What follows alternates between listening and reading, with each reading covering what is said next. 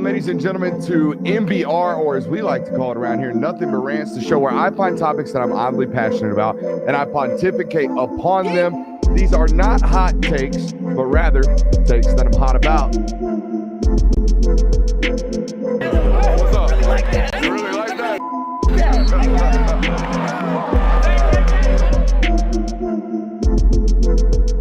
Let's shut up and grind some tape. All right, as you know, Brooks is still doing his spring tour, and that means that he's on the road a little bit. We didn't find this out till like today, I think, but he'll be here later today. So we got not TTD, but MBR repping up for you. So first thing we want to start with, obviously, business as usual. Go over to Prize Picks, under promo code Brooks, get a $100 deposit match on your bonus. If you haven't done that yet, honestly, what are you doing? Like, we've been doing this ad read for 4 months now. If you've been listening to the show regularly and you haven't done that, that's unacceptable, honestly. Don't forget to hit like, subscribe, all that good stuff. Has tricked the algorithm. Jay, what do you want to start with today? Dude, did you hear about the Snoop Dogg Bowl? I heard about it, but I don't know what it is. As college football continues to change, and I think a lot of change, like anytime us college football fans and you guys, all the listeners, you hear us come onto the show and you talk about, oh, there's this new change coming to college football. There's this new rule coming to college football. Here's what NIL is looking like. A lot of the time you probably get this bad feeling in your stomach. You're like, goodness gracious, I'm tired of hearing about all these changes. I just want college football to be back, or I just want college football to remain the same or go back to the way it was. Well, today, this was a great change in my opinion. I think this is one of these changes that we can sit here, we can smile about, we can laugh about. And it's one that when you see it come up on the internet, you see it come up on your phone, you're like, what? Like, what is this going on? So today it was announced that Snoop Dogg is going to sponsor one of the bowl games this winter. He's going to sponsor the Arizona Bowl. And you want to know what it's going to be called? I don't even want. Is it something to do with substances? No. Well, actually, kind of, yeah. Not the substances you're probably used to associating with Snoop Dogg, but it's called Snoop Dogg Arizona Bowl, presented by Gin and Juice by Dre and Snoop. Now, so it's presented by the song. Yeah. That's interesting. And, I'd probably work on tightening it up just a little bit. That's kind of a mouthful. That's a lot. Everybody's just going to be calling it the Snoop Dogg Bowl. Or the Gin and Juice Bowl. Or the Gin and Juice Bowl. Whichever one it goes, more suits your liking. But I thought this was really cool just because he's the first ever celebrity to headline one of these bowls and sponsor it. So I think it's cool and only fitting that it is someone like Snoop Dogg, because nobody's got any harsh feelings with Snoop Dogg. Everybody loves Snoop Dogg's. Everybody can get along with that one. So I think it was really cool. And maybe we'll see more of this. I don't know what other celebrities maybe could attach their names to bowls, but if it's people like Snoop Dogg, if it's great celebrities like that are doing this, then I'm all aboard. But it did get me thinking a little bit, and I think that you're a perfect person for this type of segment. All right, bring it on. What would be like the best sponsor for a bowl game? Like whether it be like an item or a food or like what other brand or even a celebrity in this scenario, like what would you say would be the best sponsor for a bowl? So off the top of my head, I would say Dr. Pepper. Did Dr. Pepper used to have a bowl game?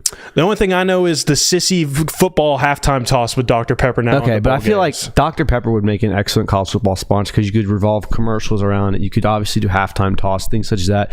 I feel like Dr. Pepper is one of those like synonymous college football brands. Did you have any? Ooh, you know what? Here's the advertisement for the Dr. Pepper Bowl is not only are you, because the whole old thing with Dr. Pepper was you had Larry Culpepper and he was making college football great, and the college football playoff and whatnot. Then they took him away. They did this Fansville crap, which sucks. I like Fansville, actually. You like it? I think it sucks. Larry Culpepper was so much better, but he could come back. And he's making bowl games great now. He's stepping away from the college football playoff, and now he's just making bowl games kind of great. A make bowl games great again type thing? Something like that. Here's one I think is a good one. How about Waffle House, dude? Oh, man. The Waffle House Bowl. Some people probably wouldn't get it. Like, I don't know how the Westerners feel about, like, out West, people would feel about Waffle House. But, like, if you're, like, in the Southeast, if you're one of those bowls, that sucker would hit. Like, I mean, I feel like the Chick-fil-A Bowl is kind of like the Atlanta Bowl now. Yeah. Like, Waffle House is a way better representation, in my opinion. Now, obviously, Chick-fil-A was founded in Atlanta and all that stuff, but... Dump some syrup on the head coach. Yes. Sticky, but that'd be really cool. I feel like the culture of Waffle House just better suits the Atlanta area, so I feel like that's a good one. Do you have any others? I said any elite form of cereal. I think, of course, dumping cereal, that's a cool thing. But like, if you got the Lucky Charms guy as your mascot and he's running around on the field or something, and you got like a pot of gold at the end, like, you could maybe get Ezekiel Elliott TD celebration again. Might get fined for it, but it'd be really cool to see that. So I was like, any form of elite cereal, because everybody kind of likes cereal and people can really resonate with that type of thing.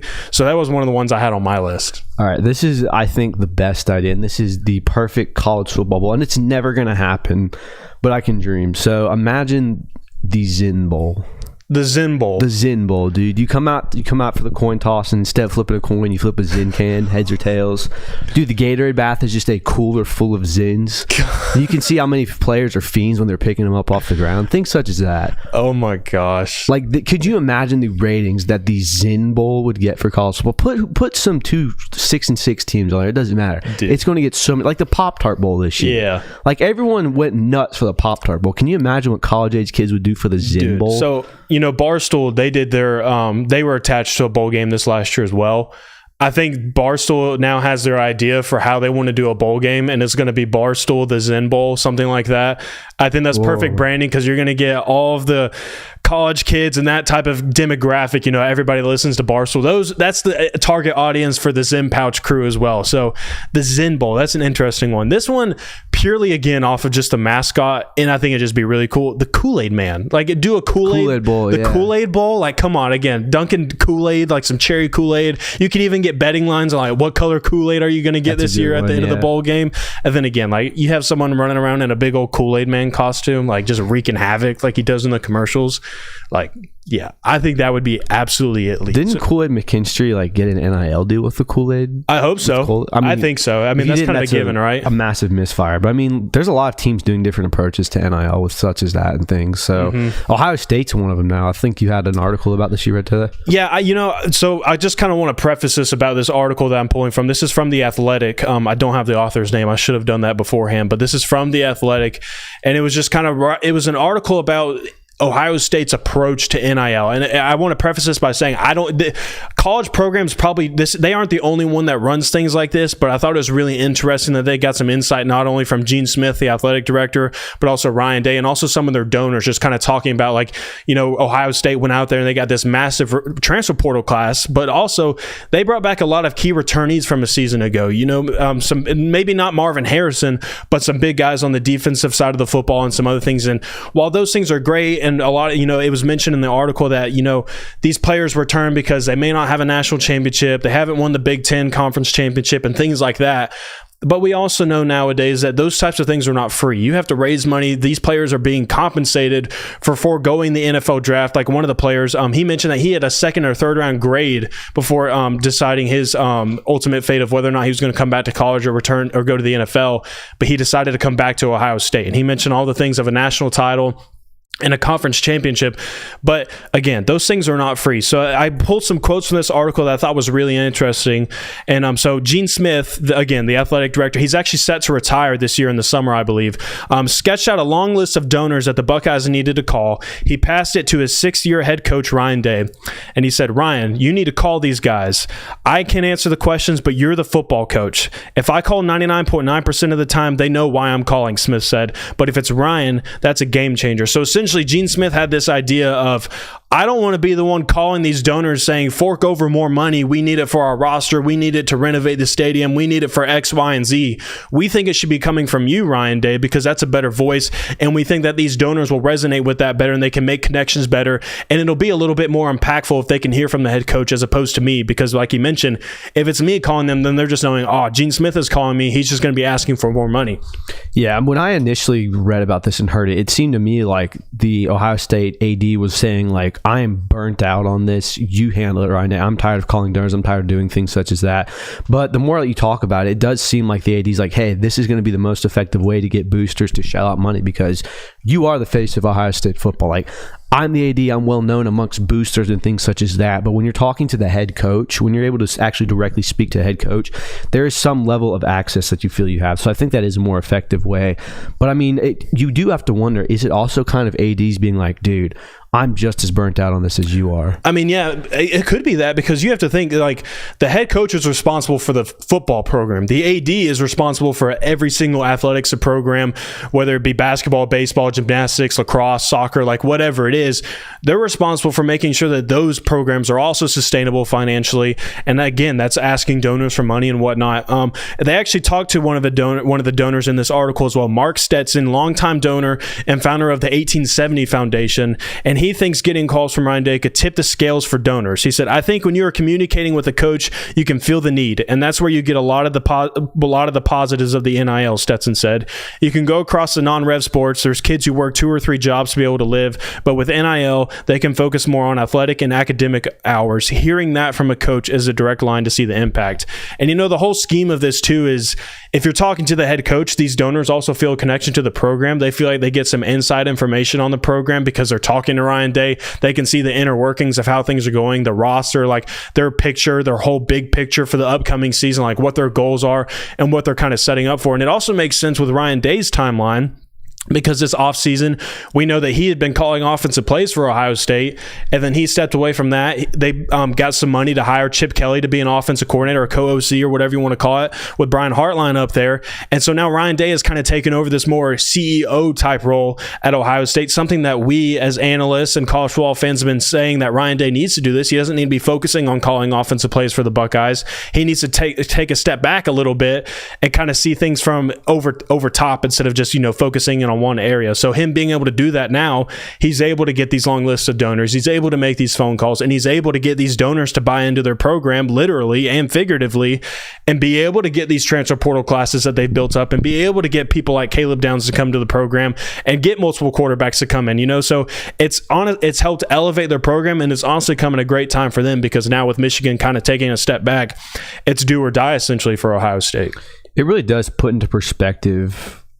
I don't want to undermine their jobs, but how little head coaches do for X's and O's standpoint nowadays. Like, it seems like 70% of their job is getting a roster assembled, making sure financially that you can be in a place where you are putting the best roster on the field. And then obviously during the season, you have to do game planning and things such as that. But there's guys left and right that it seems like that's becoming too much, where, a guy like Ryan Day, who called plays for Ohio State for 6-7 years, is finally tapping out and being like, okay, I need to go hire a Chip Kelly guy. So it does make sense. But I mean, it seems to be working out for them, because they had a lot of additions this year. Yeah. Like, probably one of the best transfer portal seasons any team's had ever, like, since this thing's kicked off. Yeah, I wanted to they actually put in the article like a chart of all the players these are players that return. These are players that could have gone to the NFL, but they ultimately decided to come back, and they put a chart in this article, and I thought it was really neat. Like Denzel Burke, that was the safety that I was talking about earlier. They got a 2nd to 3rd round grade, and he decided to come back for another season. Travion Henderson, the running back, and he's now sharing totes with Quinshon Judkins. So they got a 2-headed monster up there. Donovan Jackson, a guard, all Big Ten first team last year. JT Tuimoloau, the defensive end, he was all Big Ten first team. Emeka Egbuka, one of the wide receivers, has been there for a couple years now. Jack Sawyer, another big time defensive player for them. And then Tyleek Williams, another all Big Ten second team. He's a defensive tackle. So again, it's not just these transfer portal guys that they brought in. They got guys to come back. And this was kind of something that we saw with Georgia before they went on and won the 2021 national championship game, where they got some key pieces to come back again, like Jordan Davis being one of those players where they very easily could have gone on to the NFL, but then they decided to come back for another year. And that kind of bolstered Georgia and really helped depth-wise on both sides of the football, and it helped lead them to a national title. But now that's just a question of, is Ryan Day going to be able to do the same? Because everything is just set up. Like, there's no excuses, even into the schedule. Like, this year's schedule is an absolute cakewalk for them. So, I mean, there is absolutely zero excuses that Ohio State could possibly use this year for them not to succeed and what their aspirations are for this year. Yeah, not only did they add a lot, it felt like they didn't lose a lot either. Like, we talked about how Quinshon Judkins came back, guys like that, where you didn't have a lot of losses, where it seems like you look around college football, it seems like every team at least lost one major contributor as far as it goes. Like, there were a lot of losses this offseason. I mean, you're talking like Marvin Harrison, that's a big loss for Ohio. That is a big loss, yes. That's a big one, but that's really the only big one that you can associate with that program. And on top of that, you bring in this kid named Jeremiah Smith, who's a 5-star, one of the best players in the freaking country, and he's going to walk in for you along with Emeka Egbuka. And then really the only big question for them, and we've kind of mentioned this multiple times on the show, is it just depends on Will Howard in the quarterback room. Like, how is that going to matter? But on top of that, again, like Travion Henderson, Quinshon Judkins, like you have a really good running attack. And Chip Kelly, he's always been able to figure out creative ways to run the football and make sure his offense is running on time and on schedule like it usually does. So they've got a lot of great pieces. And again, it seems like they're set up for a successful season. It's just a matter of execution. Yeah. I mean, going back to that, how much they added and how little they lost, it seems like you look right across the state to their next rival. Michigan lost a ton this year. Would you put them as one of the biggest losers of the offseason? And I mean, what are some of the other biggest losses teams have had this year? Biggest loser. I mean, yeah, I would say that they definitely had. I mean, between losing your head coach and then also you're losing all of these 60% of your starting roster. Yeah, a whole big old chunk of it. You know, actually, you want to talk about biggest losses of the season. One of the ones that I had on my list was every fifth-year starter for Michigan. I think that is one of the biggest losses in all of college football this year because they had a very old roster. They had a very veteran-heavy roster this past year, and that was one of the biggest reasons why they were able to make this push for a national title and end up winning a national title. And it's one of the reasons why they had 13 draft picks this last class. So losing a big chunk of your roster, then also losing your head coach, the head coach that's kind of made a name for being able to develop these kids into NFL prospects, I think it absolutely is one of the biggest losses in all of college football this offseason. Yeah, I mean, I feel like Jim Harbaugh is the poster child for doing more with less. Like literally, like his recruiting was never out of this world. And he never put a roster on the field that made you go like, oh my God, this is like a mini NFL team almost. But they always seem to, and especially in years of late, just dominate the competition to a point where they had 3 straight college football playoff appearances. Like there's no other team that can say that in that era, in that time span. So it's a massive loss just from Jim Harbaugh alone. And then the fact that you're only returning, I think it's like 36 of your starting roster, like 36% is not. Hey, there he is. Hello, boys. Welcome, Brooks. Special appearance. What's up, guys? How are we doing? We're doing good, man. What about you? fantastic. We're just talking about how Michigan is one of the biggest losers this year from roster standpoint. I mean, I think you can. That sounds great, though. We'll get him in the loop He'll be when he here gets in shortly. here. I think Alabama's another team that you can talk. I mean, you lost the GOAT. Like anytime you lose the GOAT, and oh, by the way, you lost Caleb Downs and you lost a bunch of other guys to the NFL draft. Terry and Arnold, Kool-Aid McKinstry, just a slew of. I mean, it's going to be a completely different Alabama team. I think Michigan and Alabama are two of the teams that lost a lot. Yeah, I think another big loss in college football this year was Spencer Rattler for South Carolina. I mean, if there even was a glue to that team, if there was any cohesiveness for that unit, it was Spencer Rattler making things happen for them. And it was announced today that Lenore Sellers is going to be their starting quarterback this year by Shane Beamer. Lenore Sellers is going to be the starting quarterback for South Carolina. So, I think losing Rattler, again, that's just a big crucial piece for them, and it was for the last 2 years. And when things weren't going great, he was making positive things happen for them. So losing him, trying to figure out how you're going to have that X factor back on your roster, I think is going to be interesting for them, and it's a big old task, so they got to get figured out. Yeah, I mean, you could argue that without Spencer Rattler, Shane Beamer's fired 2 years ago. Not 2 years, last year. A little early. Yeah, last year at least. Definitely. Now, I was thinking about this when I saw the news. Hello, by the way. I was thinking about this when I saw the news today about him being named the starter. A, duh, we told you that they thought they had a dude a while back. But B, if they show promise at all with Lenoris, does he save his job? Well, you know what I mean? Because they're not going to fire him. No, because as soon as they fire him, if he's like a good quarterback, that dude's so far in the portal for $1.5 million. It's so fast that you almost sacrifice your quarterback play to get a new head coach in there. I was just thinking about it today. But I think that you can look at it and be like, they had a good quarterback for the last 2 years, and it still got Shane Beamer on the hot seat just because everything around him was so bad. But there was a ticking time bomb on Spencer just because of eligibility. Yeah. This Lenoris kid might have 3 years. Right, but I get that. But if you don't have an O-line to protect him and you don't have a defense that can stop other teams, Big facts. how much is going to be 7-5 worth going if you have a good quarterback? So what's up, man? How y'all been doing? We've been doing good, man. How are How's you? the road? Dude, I was thinking about this on the walk. So first of all, you sit in the car for like 2 hours, everything stiffens up, even if you're like 29 like I am. Oh, yeah. So this is probably the last year that I'm just going to be out here rocking low top ones.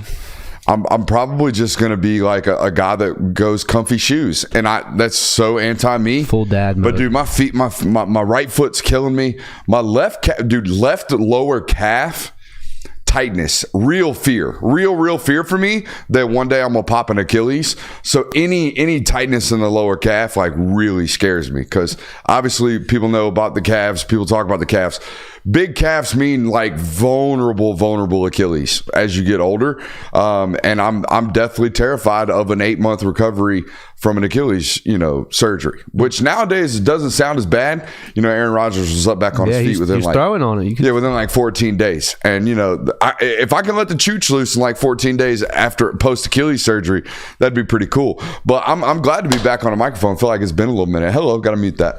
So you're going to be on Cloud guy, New Balance guy. What you thinking? Skechers? I don't know, man. We got to find something. Or, some people would suggest maybe find a comfortable pair of Jordans. I'm here to tell you, they don't exist. No, they don't. So there's that. Jordans for looks only.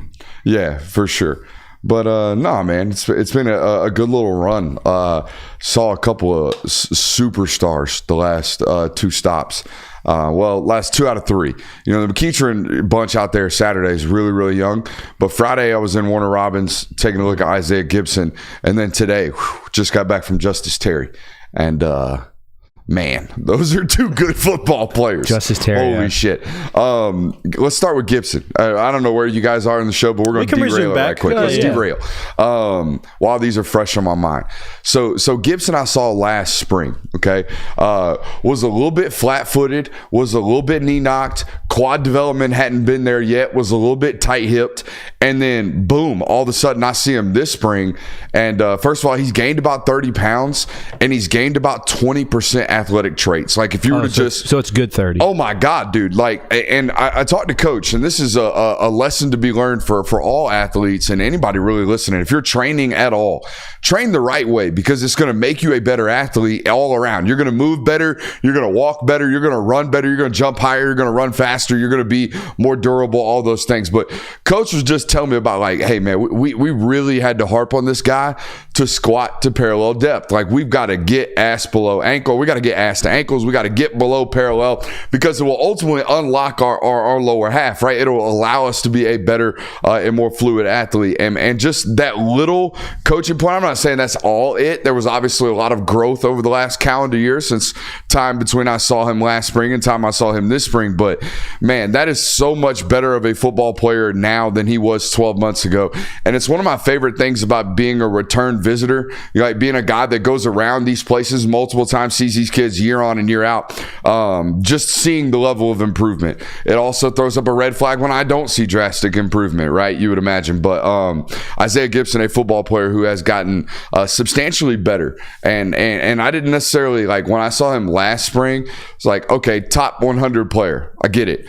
But like y'all out here talking 5 stars, stamped, verified. I saw it. You see it. It's clear as day. That's a 5-star. A verified, like guaranteed 6'5", like a full 6'5". Not one of these, oh, he's really 6'4 and a quarter. Nah, that's a 6'5" human being, 265 pounds, really, really long arms. He is the new version of what Georgia is recruiting at the quote unquote jack position, that standard edge rusher, right? Think Quintavious Johnson, but with a 5-star ranking and 5-star clout and attention. Okay, that's kind of what this looks to be right there at Isaiah Gibson. And one thing I love about Warner Robbins, those MFers hunt, dude. I'm talking about they hunt to kill on the defensive side of the football. They talk smack and they talk it with their helmet as well. Cool little thing. They start practice, hey, get warmed up with your individual team. You're just out there really just kind of getting loose. Straight to board drill immediately, right to it. And then still board drills? Straight what? Teams still do board drills? Oh, hell yeah. Yeah. Almost every team I go to now does some type of board drill. So anyways, go straight to board drill. Okay. And then board drill is like everyone gets 2 pops. Like we're in a line, whistles blowing like immediately. Everyone's spread up in their position groups. And as board drills, conclude, we're going straight to inside run. But in between board drill and inside run, the last board drill has now gone from like what is the far side 40 to the near side end zone, like 60 yards of these 2 dudes, these 2 pit bulls just going at it and like not fighting, but like push fighting until they just refuse to blow a whistle. until the linebacker drove the running back clear underneath the offensive line chute and rag tossed him like a little rag doll. And then the whole defense is going. It's just a different environment. Okay. Everywhere it's 19 schools at this point for me. And every single time I learn a little bit more about just how certain schools play football.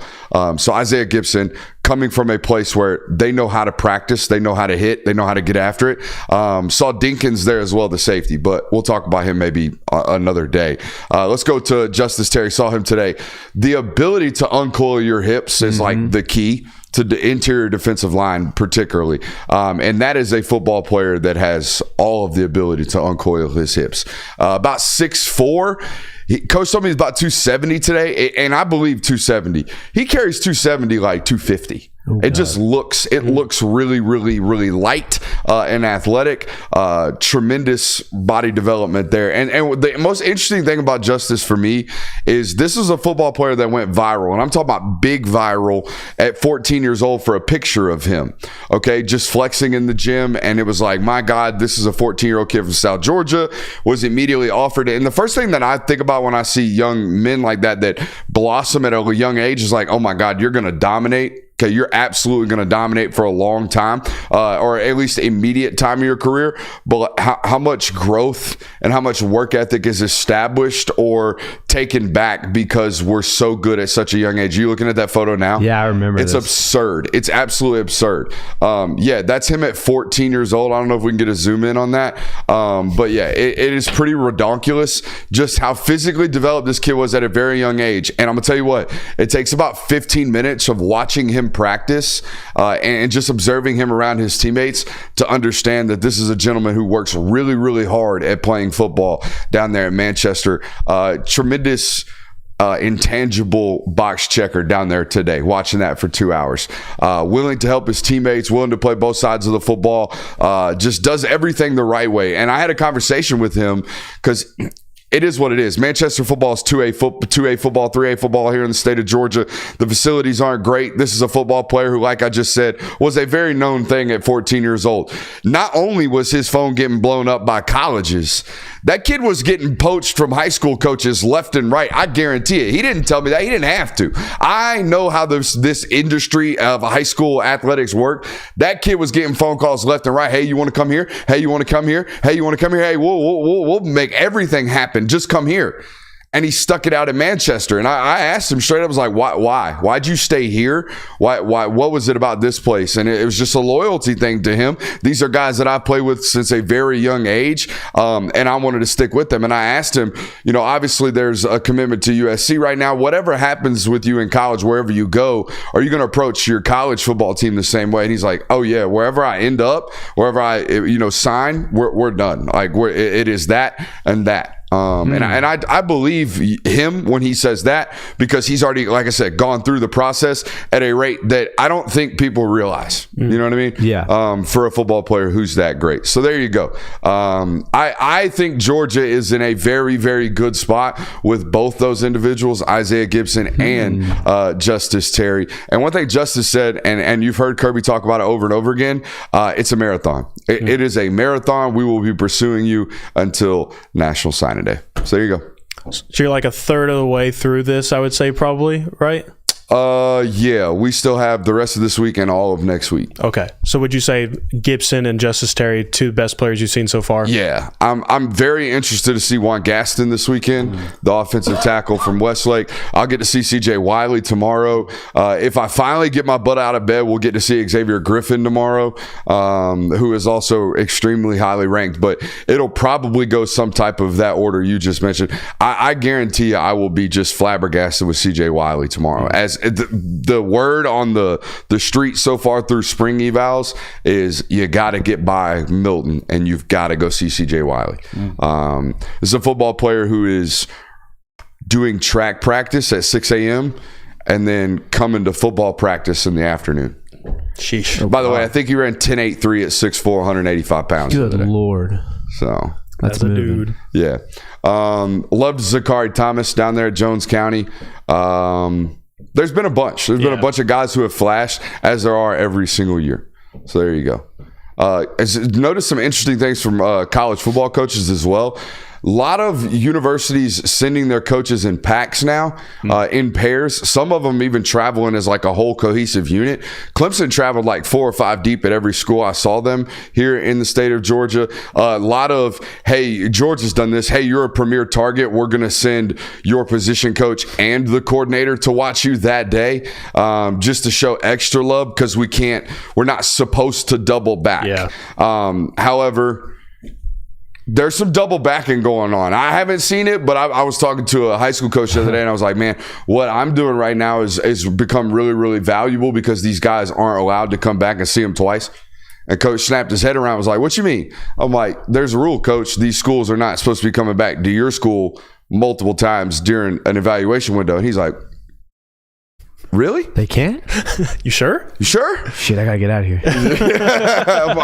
I'm like, yeah, coach. But anyways, so yeah, there's a lot of interesting stuff going on now. So do you think sending like the convoy of coaches, is that something you only do for like your must-have guys, or is that something they just started doing for all evals? Yeah, like prime example. I'm pretty sure David Sanders got this treatment, that kind of deal. So yeah, your high value targets are the ones getting this very early on. Gotcha. Where were y'all at in the show? We were in the middle of talking about teams who had the biggest losses this offseason. Did y'all talk Penix? No. We were about to, actually. So let's talk Penix all right, so you go from Penix to Will Rogers, and you go from DeBoer to Jed Fish. Which is the bigger downgrade? Because I think Jed Fish is a hell of a football coach, but Kalen DeBoer is a hell of a football coach. Michael Penix, I thought was QB2. Will Rogers, not really that. I would say the bigger drop-off there is from Penix to Rogers. I would argue that too. And also just the weapons that you had around them on as well. Like, everything that made that Washington roster recognizable is gone now. So I think that's probably another team that you can put up there that had some of the biggest losses in the offseason. I mean, it's going to be a completely different team this year. What all got mentioned, just to refresh? We did Alabama with Nick Saban and Caleb Downs and Terry and all those guys. We did Michigan, obviously, with the whole roster. I said every fifth-year starter that they had. And then we did Washington with Michael Penix. He talked about how Spencer Rattler was a massive loss. Obviously, Caleb Williams is another one. But what about A.D. Mitchell and Xavier Worthy as a tandem out there at Texas? Now, absolutely, that's a big one. The spring game showed that they're going to look explosive. Florida State obviously had a bunch of losses. We saw what Jordan Travis's exit looks like on that offense, at least last year. Granted, there's a whole emotional tie related to that whole incident. Obviously, not only your best player, but your quarterback breaking his leg in an instance like that. And I've always wondered, having been, and it's been a while, didn't play again. I always like to preface it this way. Been a while, didn't play it at this level. But I always felt that when there was a gruesome injury like that, it hurt worse from an emotional standpoint. Do you guys agree? For sure. Like foot was opposite the way it was supposed to be. I mean, it shakes you up from that. It completely shifts your focus, and like I think it really kills like any adrenaline and like any type of like go that you have in that moment. It's those types of injuries and any spinal related injuries will really, really give you the willies. Well, it's because I think you can see that, this is going to be something that is going to take a long time to come back from. Like, you tear an ACL, like, hey, maybe it's nothing. Maybe it's just a sprain. Maybe you just really dinged it up. Like, if your foot's facing the other way, you can go like, oh, wait a minute. This is going to be a 7-month recovery at least. And I believe it brings contextualization to like the dangers of the sport that you actually play. Where most of the time that's the last thing in your mind is what kind of physical damage I'm putting myself at the risk of. So there's that. Other losses. We talked about Florida State. I don't know. Are there any big coaching losses outside of Nick Saban? Kalen DeBoer is a big one. Yeah, they hit that one. How about DeBoer losing his offensive coordinator and Brian Grubb? I think that's a big loss, yeah. That is a big one. From coordinator standpoint, I'd say that probably is the biggest coordinating loss for anybody. How about? I know one. Who are you going to say? Oh, Drake May, UNC. That's a big one. The whole damn team. Yeah. How about they lost Cedric Gray, their starting middle linebacker, who's the guy on the defensive side of the football. Tez Walker lost a lot of guys. Correct. But you played 5 games without him last year. Sure. So there's that. How about UCLA? Losing Chip Kelly. Now I know they were going to fire him, but he ended up closing out that season pretty well. Allegedly, yeah, and it left you in such a weird spot. Can we just random thought here? Can we just provide some sense of what do you call it? Accountability when we out here reporting firings of head football coaches?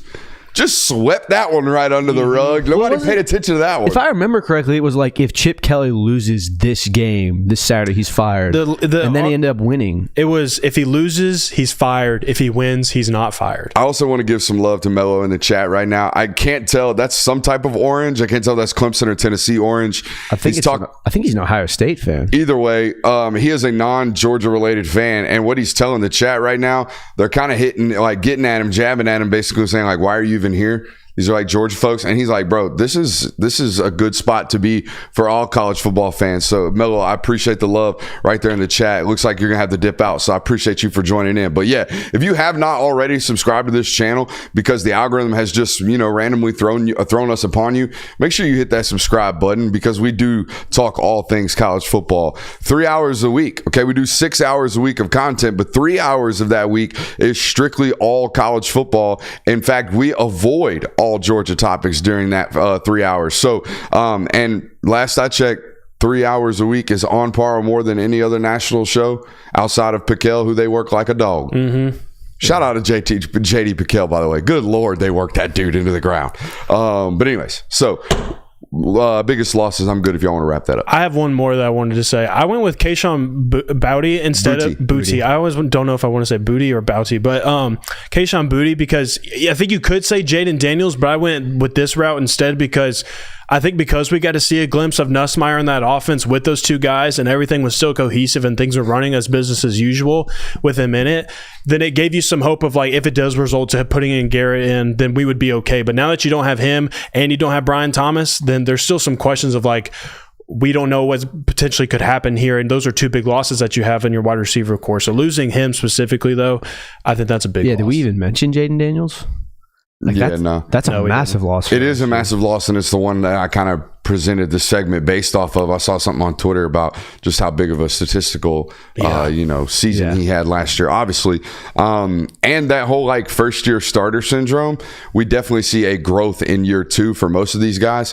Nussmeier's look great let's say Nussmeier's look really, really good in mop-up duty and in fill-in duty during his time, but it hasn't shown the flashes of the ceiling that was Jaden Daniels. And somehow, they're going to have to account for 1,200 yards rushing. I think that's the thing that somehow gets left out of the conversation.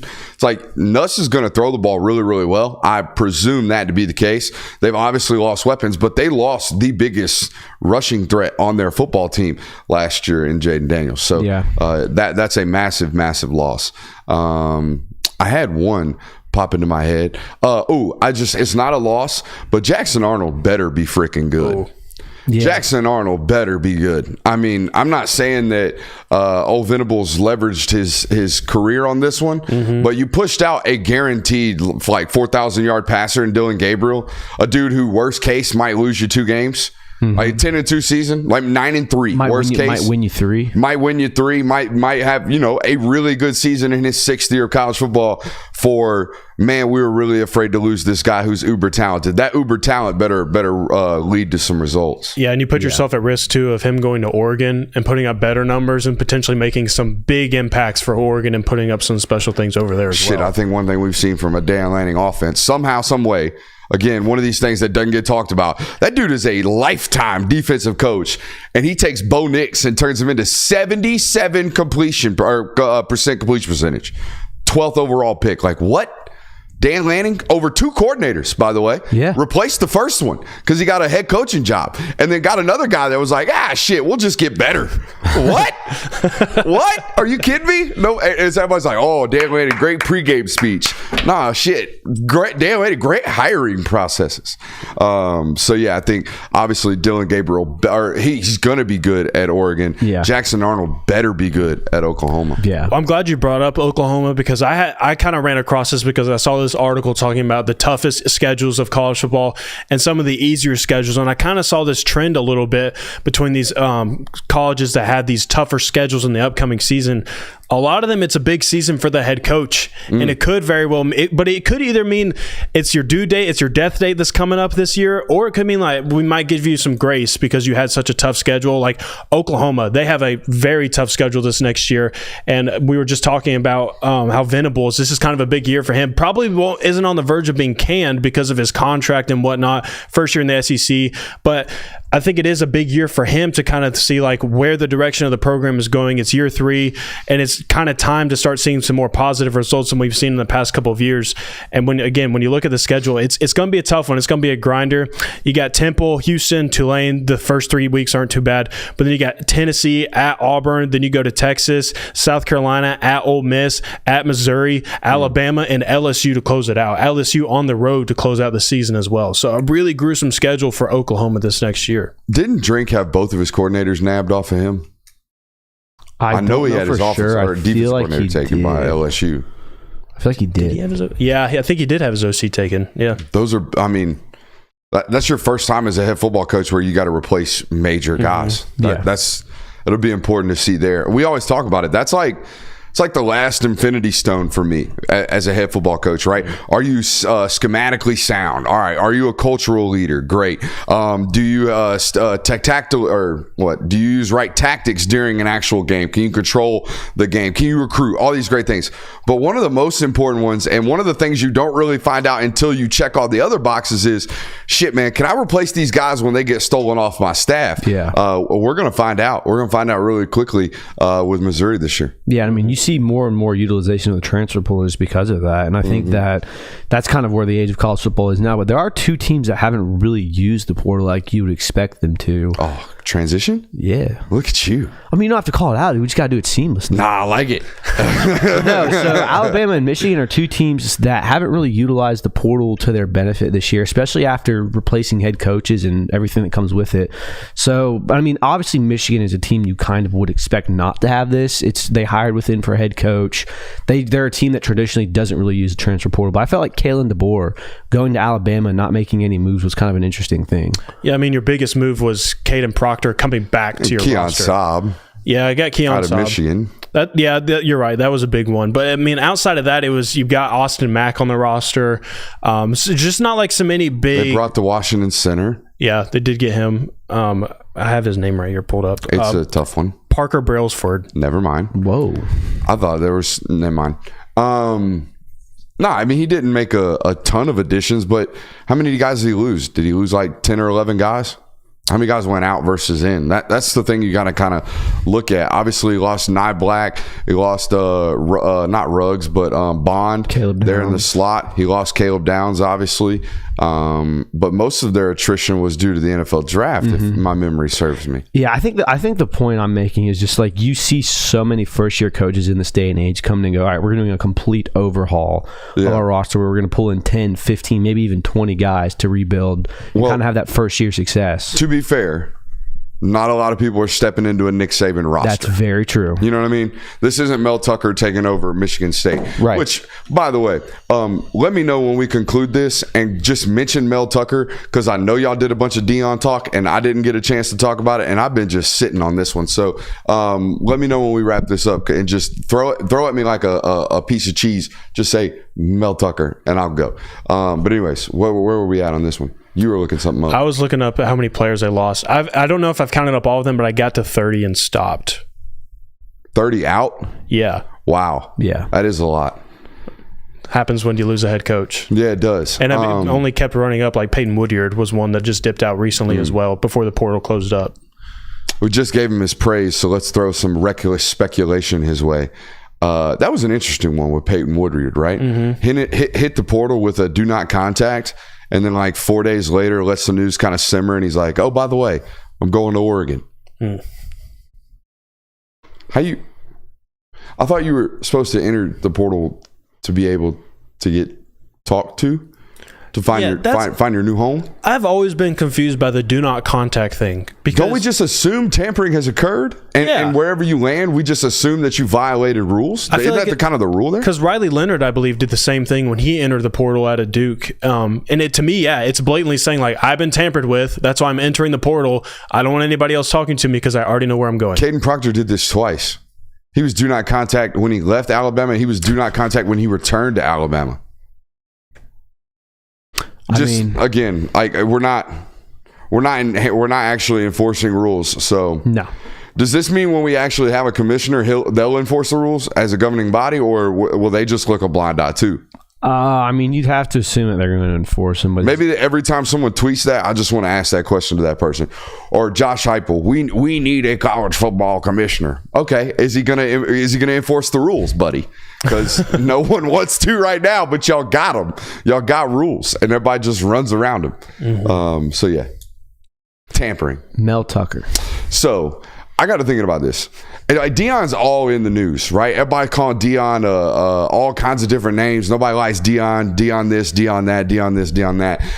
The athletic piece really trying to go at his throat for being just like way too business-like. And you're supposed to be a father figure for these players. These players don't feel any self-worth, all this stuff. And like, I got to thinking about it. Like, I know Deion doesn't publicly complain about this stuff, even though I think the arguing with teenagers on Twitter was kind of him voicing frustration with the way that this has turned. Mm-hmm. But dude, Mel Tucker absolutely gutted the shit out of his roster at Michigan State. Gutted it to a T. Like, was red tagging folks. Y'all ever seen Major League? Yeah. All right, that scene where they put a literal red tag in the player's locker, they open the locker and it's like, shit, I'm cut. Mel Tucker was doing this to kids. It was not reported because Mel Tucker wasn't out here talking about fucking Louis bags.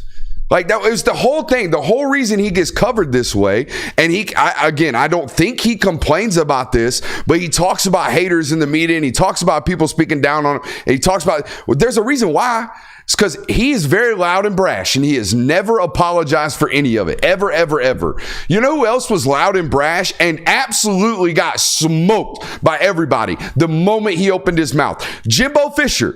It's a completely different circumstance. But the moment Jimbo Fisher started bitching about sliced bread, guess who had the pitchforks ready to cook Jimbo Fisher's ass?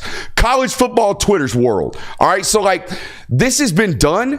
Everyone, the whole story, everyone does this in college football. Yeah, everyone does. But not everyone does it this loudly. And when you do it this loudly, you will get shit upon. Or you'll get fired, like Mel Tucker. But it was a whole nother story why he got fired. But anyways, so there you go. That's my whole thing.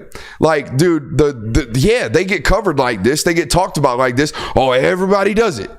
It's not even that deep of a layered conversation. We don't even have to get into super, super deep conversations about why Deion gets this, why Deion doesn't get that, why there's a... He's loud and he's brash. I'm loud and I'm brash. People do not like me. You can't bitch, moan, and complain when people don't like you, when you have a personality that is sometimes unlikable. Well, we've reached our quota for Deion content this week, so that's good. So the CBS released, spent a lot of time in the truck lately. Yeah, boys. You thought about that. Yeah, that one had been sitting there, marinating. I like it. Yeah, that was a never wrote down, but constantly cooking. One of those things right there. Yeah, that one's like a 7. I don't know how Jimbo just caught a stray in the middle of that. That's on me, Jimbo. I'm sure you're really hurting with your $75 million buyout. Yeah, he's probably listening to this too. He's probably listening to it while pumping weight at Planet Fitness. I was about to make a Planet Fitness joke. I'm glad you got there first. What were you saying, Christian? I was saying CBS released power rankings for the SEC today, and honestly, I looked at this list. It's one of the better power rankings I've seen. Do you have a PowerPoint for this shit? I made a PowerPoint. Oh my God. You don't even have to get up. Nah, I'm going. We're going to the board, baby. You're going to screen share this thing? Yeah. What?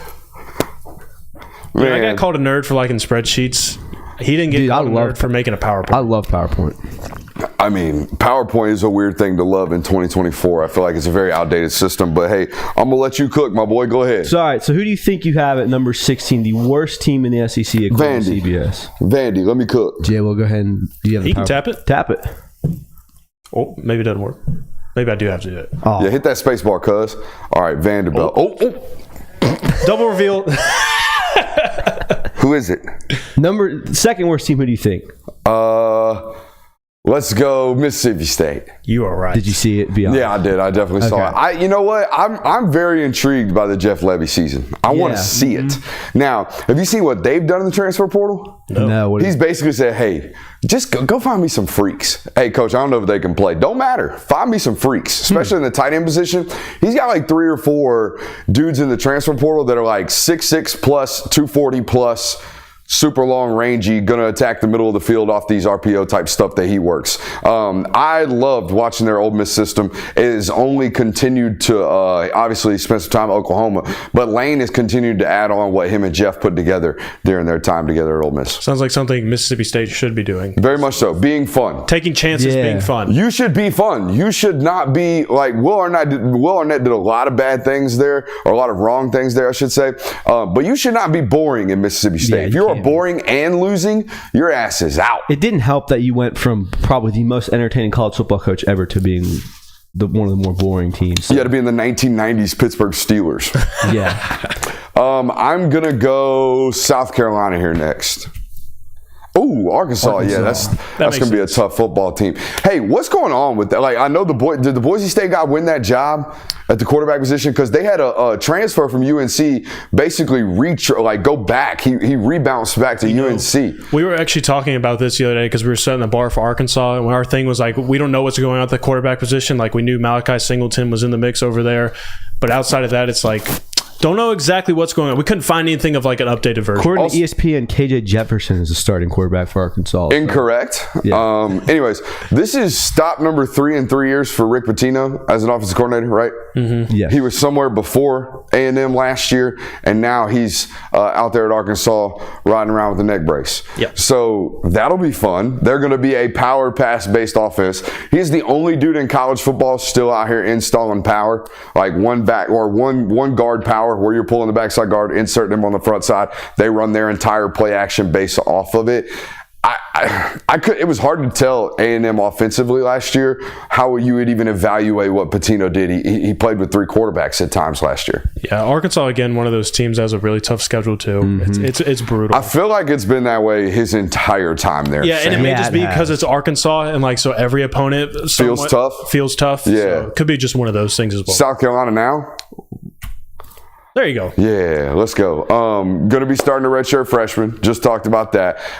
And by the way, completely depleted of weapons, right? Lost Antoine Wells to the transfer portal and Ole Miss. Xavier Legette to the NFL draft. Mm-hmm. Now, they did sign a running back. They got Rock Sanders. Raheem Sanders. Raheem Sanders goes by Rock. Kid here from Georgia. Got him from Arkansas. But, okay, you got a running back. What about that offensive line? Have they done anything to address this in the last several cycles other than Cam Pringle? Yeah, I was gonna say I think Cam Pringle's really the only one, and it seemed to me like almost like a PR thing where it's like, hey, we're making big strides. A PR thing? Not, in the sense that you addressed it, but you didn't really fix the entire picture. Like you need more than just one guy. Yeah, and then after that, it's like Nicholas Harbor. Let's hope we can. Year 2 is better. Like one of those things for South Carolina. Oh, the Nicholas Harbor, man. That's so. While I go on this rant, will you tell me what Nicholas Harbor's doing on the track this spring? It is so incredibly hard to be a football player that everyone and their mama knew you were going to have to go through all kinds of growth, whether it be we got to learn how to play SEC football. Oh, by the way, we also don't know what position you are. Are you an edge rusher? Are you a tight end? Are you a wide receiver? Okay, well, any of the 3 positions, you're going to require a tremendous amount of growth and development despite what God gave you athletically. All right, coach, that's great. Oh, by the way, I'm going to just dip off for 4 months during the offseason, and I'm going to go run in a circle really, really fast. Do we have any times on this? Yeah, I've got his 400. Is he running sub 10 seconds consistently? He's running 39.54 in the 400. Where does that put him in the SEC? So he's a 400 runner now? Yeah. He was running like 9.86, 9.89 in the 100. He ran a 10.12 in the 100 this year. Okay. And a 10.47 and a 20.38 in the 200. It also says he ran a 6.67 in the 60 meter. Okay. So where do these things? According to TFRRS, it's first. So he's a guy. Yeah. He's gonna be on an Olympic team one day running track. Then if you're Shane Beamer, you cannot say shit to him. So that's tough. But if you're a South Carolina fan, you have to understand that You can't just get growth as a football player. It doesn't just happen. Okay, springtime is massive for that. Those 15 practices are huge. So Absolutely. There's that. All right, next guest. A guess. I don't know. Hit me with it. Auburn. There's a lot of 12-8. I bet we're gonna go a lot of like, ooh, is this team better than that team? I don't know why are they so low? All that stuff. The off-season publicity around Auburn has been a little interesting though, because it's been a lot more positive than it has been negative, despite like the big question of being a quarterback of it's going to be Peyton Thorne this year. But I think Hugh Freeze has done a lot more positive on the recruiting trail and has kind of put this in an upward projection where like maybe this year doesn't necessarily matter record-wise, where people just kind of have this belief that he's going to get it figured out at Auburn. It is kind of refreshing to see from a fan base standpoint that it doesn't seem like Auburn is really being rushed right now. I was about to say, Hugh Freeze has been given kind of time where it's like, hey, this doesn't have to be the year where we go. That was my observation of this offseason.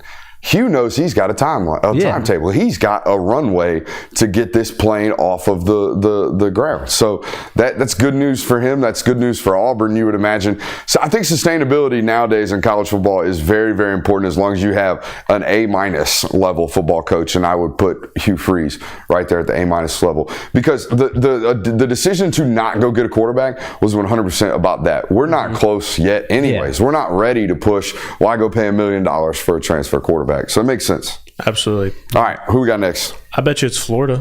Florida, yeah, probably. I'm surprised they're even as high as they are. I bet these two fan bases are like, we're better than Florida. But this Florida bet is the Wilson kid in the slot. The Graham Mertz development looked good in year one. Hey, that defense got a bunch of good-looking bodies on it. Can y'all figure it out? This is still a Florida Gator roster that should be, in its core, 7-5, but the schedule says maybe worse. And I think that a lot of it, too, I believe they have like a top 5 transfer portal class this offseason, too. So, like, it seems like they're adding really good pieces to a roster that needs good pieces. So maybe you can see some positive development on both sides of the football, and it's just good enough to maybe be borderline top 10 in the SEC. Yeah, trail talking dog. Yeah, and I feel like Billy Napier's like the talent Florida's had over there. Like he's had 2 first-round picks in the last 2 seasons. So I feel like just Florida has better talent than Auburn, South Carolina right now. The kind of vibe out on the recruiting trail is that job will be open soon, very soon. Very. Not, I mean, like, no, I get what you're saying. It'll be open. Gotcha. All right. Most people know that. Entering the top 10, Texas A&M. That boy Mike Elko. You know what? Mike Elko, the more and more he's growing on me. And here's why. We talk a lot about chicken and rice on this show. I don't need enough chicken and rice. I should probably just stick to chicken and rice for like a month and see what happens. But I can't eat like a dog. I wish I could. I wish you could just put something in front of me every single day at 12 and 6 and say, there you go, son. Pat me on the head, say, good boy. I wish I could do that, but I have too much of a finer palate for taste of fine things. However, like the McDonald's steak McGriddles, which was overrated, by the way. I think that was a miss. Was it? It was. But anyways, Mike Elko, very just okay. You know, I think he's not going to be flashy. He's not going to be loud and abrasive, which for the last 2 stops, right, it wasn't necessarily Kevin Sumlin, but Kevin Sumlin's time came with a lot of noise because of Johnny. And then right after that, it's like, okay, we're going to go the Jimbo Fisher route. And the Jimbo Fisher route the last 3 years was extremely loud. I don't think we're going to be doing much yapping about Mike Elko's football team. Just good old-fashioned chicken and rice. And that's good. I think they need this. Yeah, I think Texas A&M got so burned with what they did with Jimbo Fisher, they kind of lowered their ceiling so that their floor doesn't bottom out anymore, which is why they went with a guy like Mike Elko. Like he is just a not run of the mill, but someone who's not going to really do anything super fantastic, but also isn't going to be like, this is a disaster, this is a dumpster fire. It's like when you date the girl next door after dating the crazy hot blonde. It's the same thing. Gotcha. We're just going for morality in the next one. Morality. There you go. Kentucky. This one could be all dependent upon what Vandegrift looks like.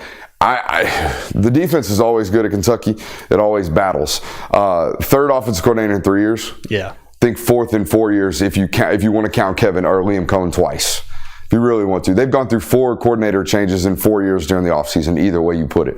That scares me for Brock's immediate, we're going to be good because guess what? I think it's Georgia week 3. That's early. Yeah, it's early. Yeah, ain't no walking into this one. You know what I mean? So I worry about this. I think this could, by the end of the year, be a little bit down. But I think next year Kentucky's going to be have a chance to be really good because I think Brock's going to be really good next year. I think this year, 2,800 yards, 600 yards rushing, 24 touchdowns, 12 interceptions. He's going to put the ball on the turf a couple times. Okay, it's going to look like a guy who at times hasn't played football in 3.5 years. Because you know why? He hasn't played football in 3.5 years. And if you keep the perspective that it's a 2-year plan, then you should be okay with that as a Kentucky fan. Big facts. We got Oklahoma up next. OU. It's a bet on it. Again, Jackson Arnold better be him. Yeah. You know what I mean? Better be him. The defense is going to be a little bit improved, and they made some portal additions. They got the big defensive tackle out of TCU, did they not? Yes. They did. Yeah, they did. Yeah, they did. So there's that. Moving along. LSU at 7. How do you feel about that? Because I like Nuss. I do, and I think the staff likes Nuss. The people I talk to at LSU believe in him. They think there might be. How do I put this? Jaden would turn down some tight windows because he can make plays with his legs. Nuss does not turn down tight window throws. He'll let them rip. So there's that. I think this is kind of a disservice to Brian Kelly as a head coach to not put him inside of the top 5 in the SEC. I think now it's only been 2 years, but I think if you look at his entire resume and his entire track record as a head coach, I think you can almost guarantee him pencil in, especially at a program like LSU.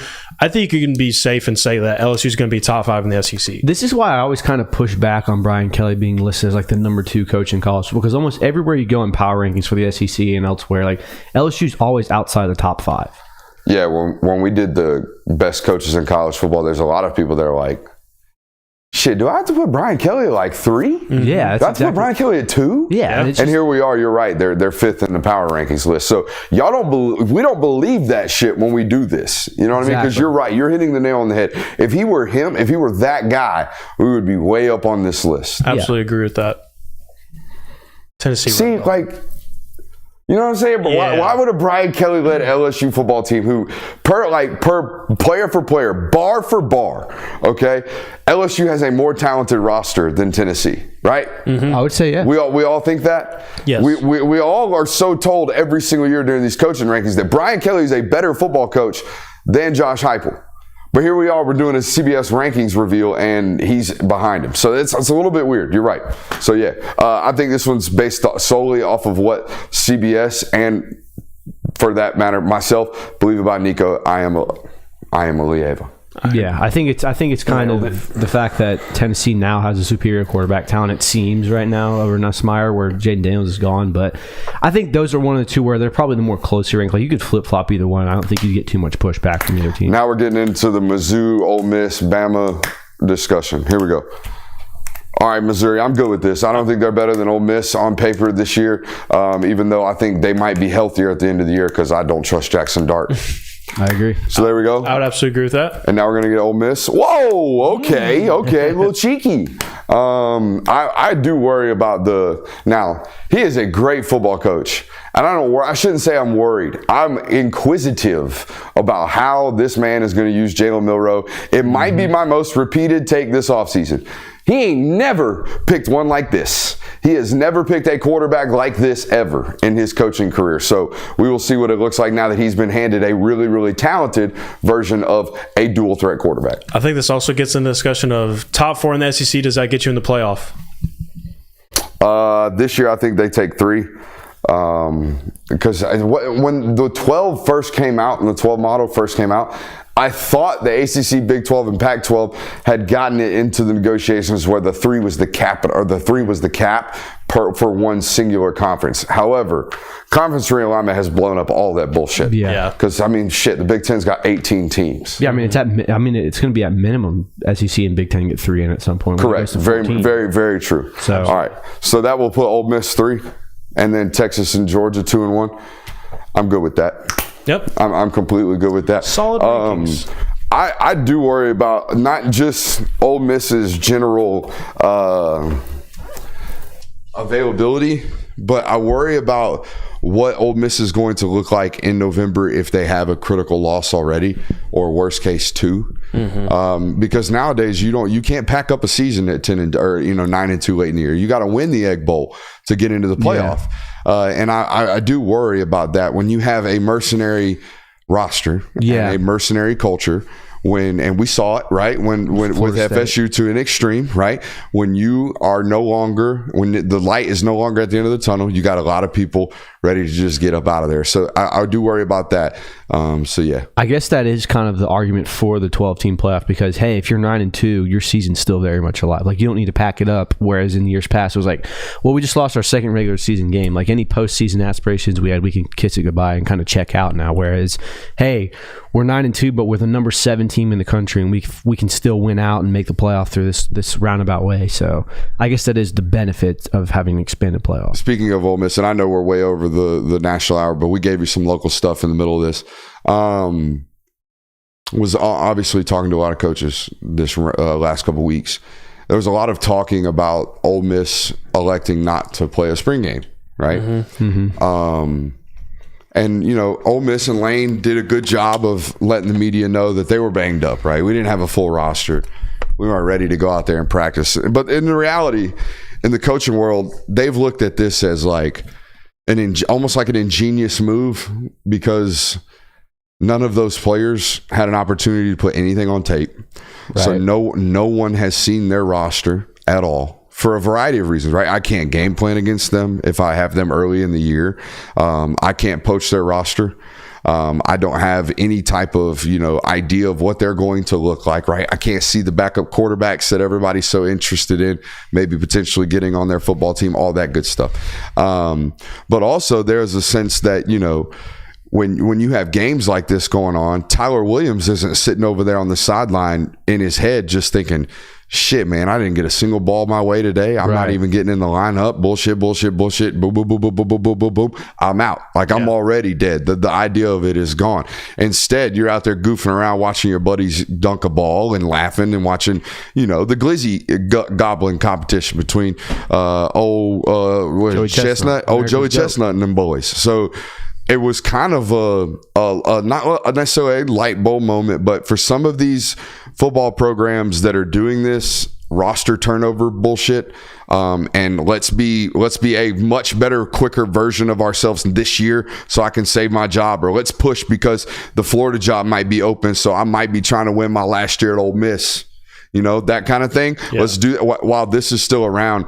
I wonder how many of these spring games will be like this, where it's just like, why put it on tape? Let's make a reason for not having the game itself. So do you think that, or now I kind of want to hear you say what was good about the Ohio State spring game? Nothing.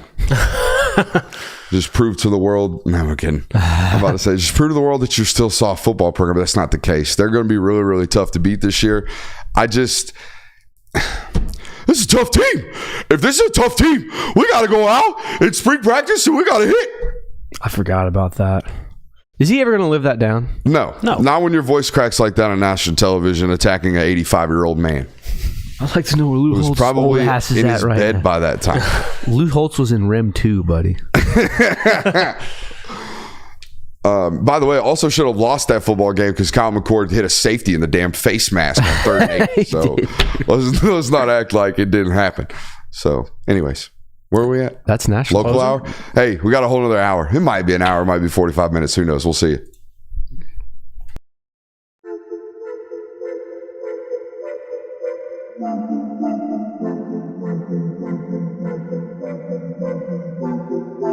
Welcome into Talk the Dog, the show where we find a bone to pick and a take to give. These are not hot takes. These is dog takes. Can I talk that dog?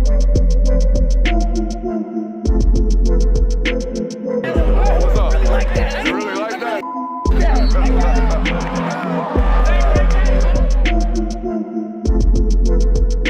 Let's shut up and grind some tape. Welcome back in. It is the local hour. We have a whole nother hour of content coming to you right now. Word of the day. Matter of fact, it might be word of the kind of era of young men that we are in. Twin. Everybody is twin. Hey, let me get that water, twin. Hey, come over here, twin. Hey, twin. It's cover 3. Hey, twin. Everything is twin. Everyone is twin. There you go. That's what I learned today on the trail. Learned something. Learned it. Gonna learn you something. I think it was bruh when we were in high school. For sure.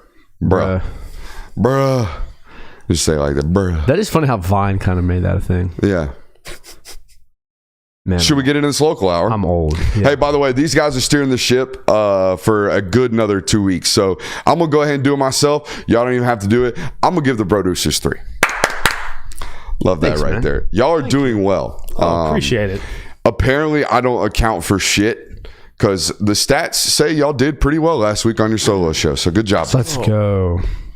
Well, this one might be kind of more difficult because we're at a point in the off season right now where there's just not a lot happening. Like spring games are done, combine's over, the draft is done. There's really not a lot happening in the transfer portal anymore. Like other than Deion chirping players, like there's not a whole lot going on. So me and Jay were kind of talking like, what's something that you can do at this point of the off season every year to make it more entertaining or to kind of give fans something to talk about? A Brady roast. That was, I need to watch that. I saw you clips do need of to watch it. I would suggest that everyone do it this way.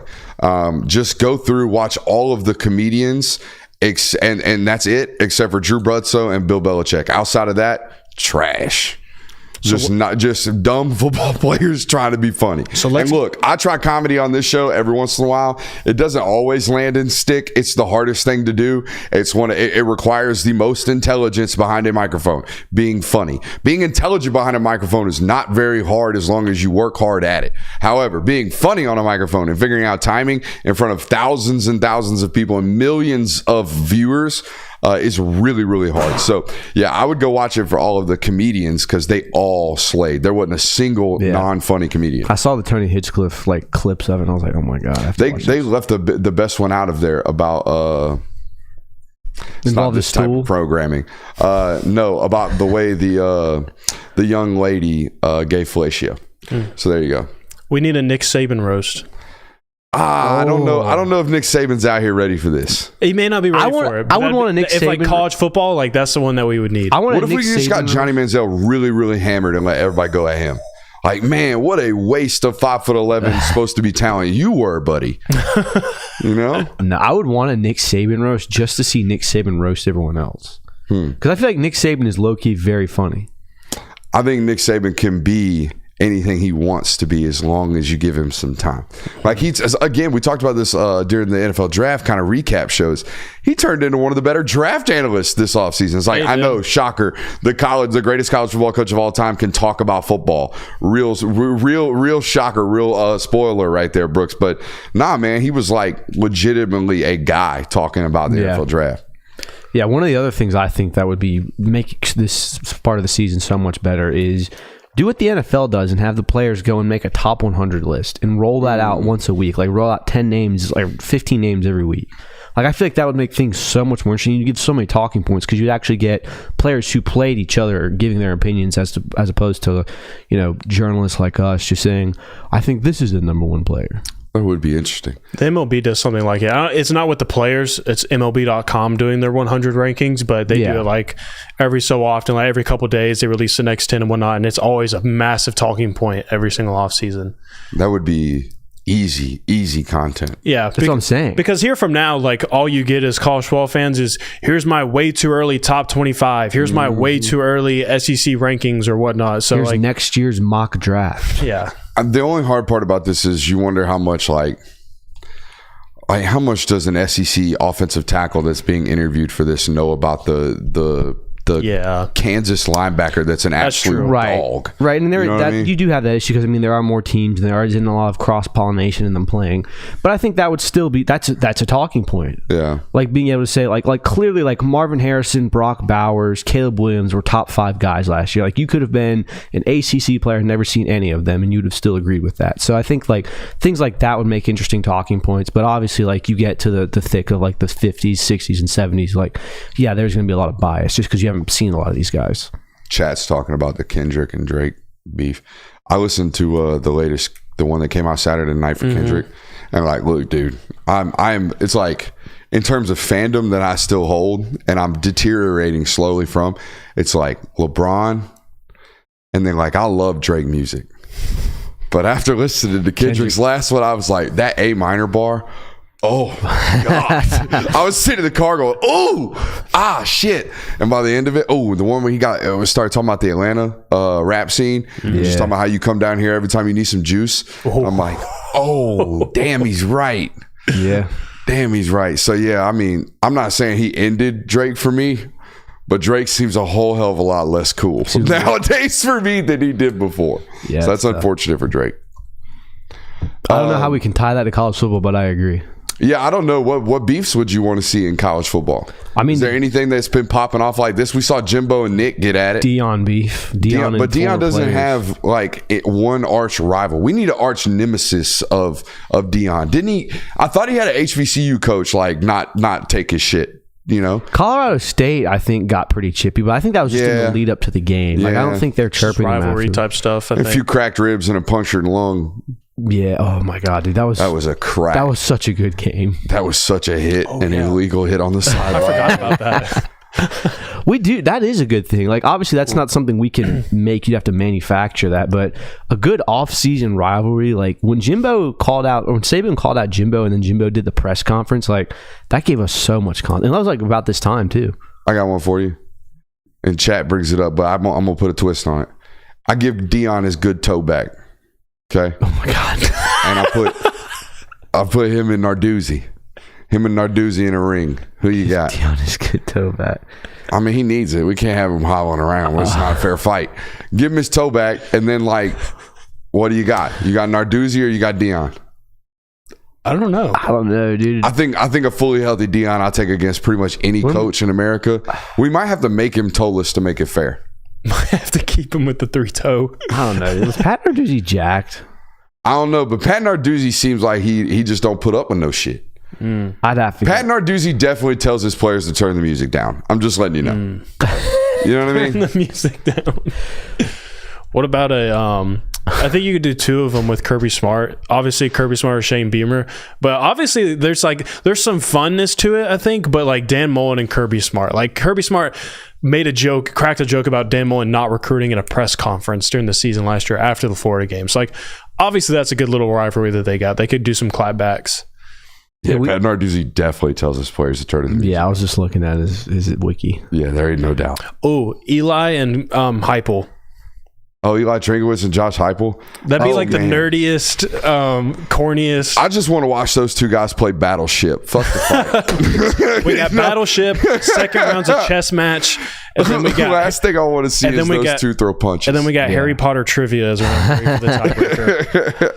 I guess that is going to be the one good thing about AI in like 10 years, where it can be like, hey, what would a boxing match between Josh Heupel and Eli Drinkowitz look like? And you can just type that into a simulator and watch the video. Dan Lanning, Marcus Freeman. Oh God, that's a violent fight. Yeah, it would be. It's so good ads too. Some handsome men getting after it. Yeah, it would. Where were we at? They would risk their looks, though. Just talking about how the offseason can get better. But, I mean, another thing that's kind of keeping Georgia fans through this is Charlie Condon is absolutely torching. Raking. Like, but 7 over 7 days? Yeah. Right? 7 home runs in 7 games. He's over 33 home runs, 69 RBIs. Nice, yeah. A classic. I can pull up his stats right now. They're absurd. It's just like... Is he still hitting over... He's still hitting over 500, isn't he? Not over 500 anymore, but I mean, it's borderline close to it. Where'd this... Oh, it's at the top of the page. It's like 470 something, I think. What's the deal with Georgia being able to find some of their greatest players in the history as walk-ons? That is it's only happened twice, but did you? So Stet and Charlie are crazy. So have you heard the story about how they found him? So it was Scott Strickland was the one that found the previous head coach, and he basically got a phone call from a friend and was like, "You need to go check out this 6'6". I think he's like 175 pounds in high school." He's like, "Just go give him a look, like go see what's happening over there." So he went and watched him, and they offered him a walk-on spot. At the time, Charlie was set to go play at a community college. He was going to play quarterback for the football team, and then he was also going to play baseball. Where was he going? Georgia military or something? I think it was a military school, but it wasn't Georgia military. I don't believe. But yeah, he was going to go play at a community college and see what happens. Got got a walk-on, got to play in the summer league, redshirted, and they gave him a scholarship spot the next year. But they was like, the stipulations were like, you need to gain X amount of weight. He's like 240 now is what he looks like. Oh, yeah. He's a unit now. He gained a lot of good weight. But yeah, I don't know what. So he's batting. But heavy drinker for sure. Right? He's batting Gotta be. 459 on the season with a 568 slugging percentage. So that means he probably hit like 390 in SEC play. Yeah, because he was hitting like 620 going into conference it play. Was stupid. He was raking. Those poor, like Kennesaw State, Georgia State, and Georgia Southern. Like, you poor folks. I'm sorry. Is this the best run like Georgia athletics has had? From a number one pick standpoint? Not even that. Just like, you think the last 5 years, you had the best basketball player in college, you won the national championship twice, and now you're about to have the number one MLB prospect. Like, can you think of a time during Georgia athletics where things were going this well? You had Gordon Beckham, and you had Matthew Stafford at the same time. And maybe in the 80s when you had Dominique. And then look, this is going to really show some ignorance here. Beckham was on that World Series team, right? Yeah. Okay. So how good? What was that? 03, 04, 05 range? When I think was it was 08. Yeah. Okay, so 08. Football was in the middle of like coin tossing 7 and 5 seasons at that time, right? Mm-hmm. And basketball's been the same 500 or worse or slightly better run the whole entire time. No, I think that was the year where they the miracle when they won the SEC tournament because of the tornado. The tornado. They had to move the tournament around. Zach Swansea hit the dagger of the 3-pointer. Look at me. Oh yeah, and this like I knew this. Yeah, I think that was all in the same year. I think that they had Matthew Stafford on campus, Gordon Beckham for baseball, and then the SEC basketball team. While they were not good that year, ended up winning the SEC tournament and getting a bid.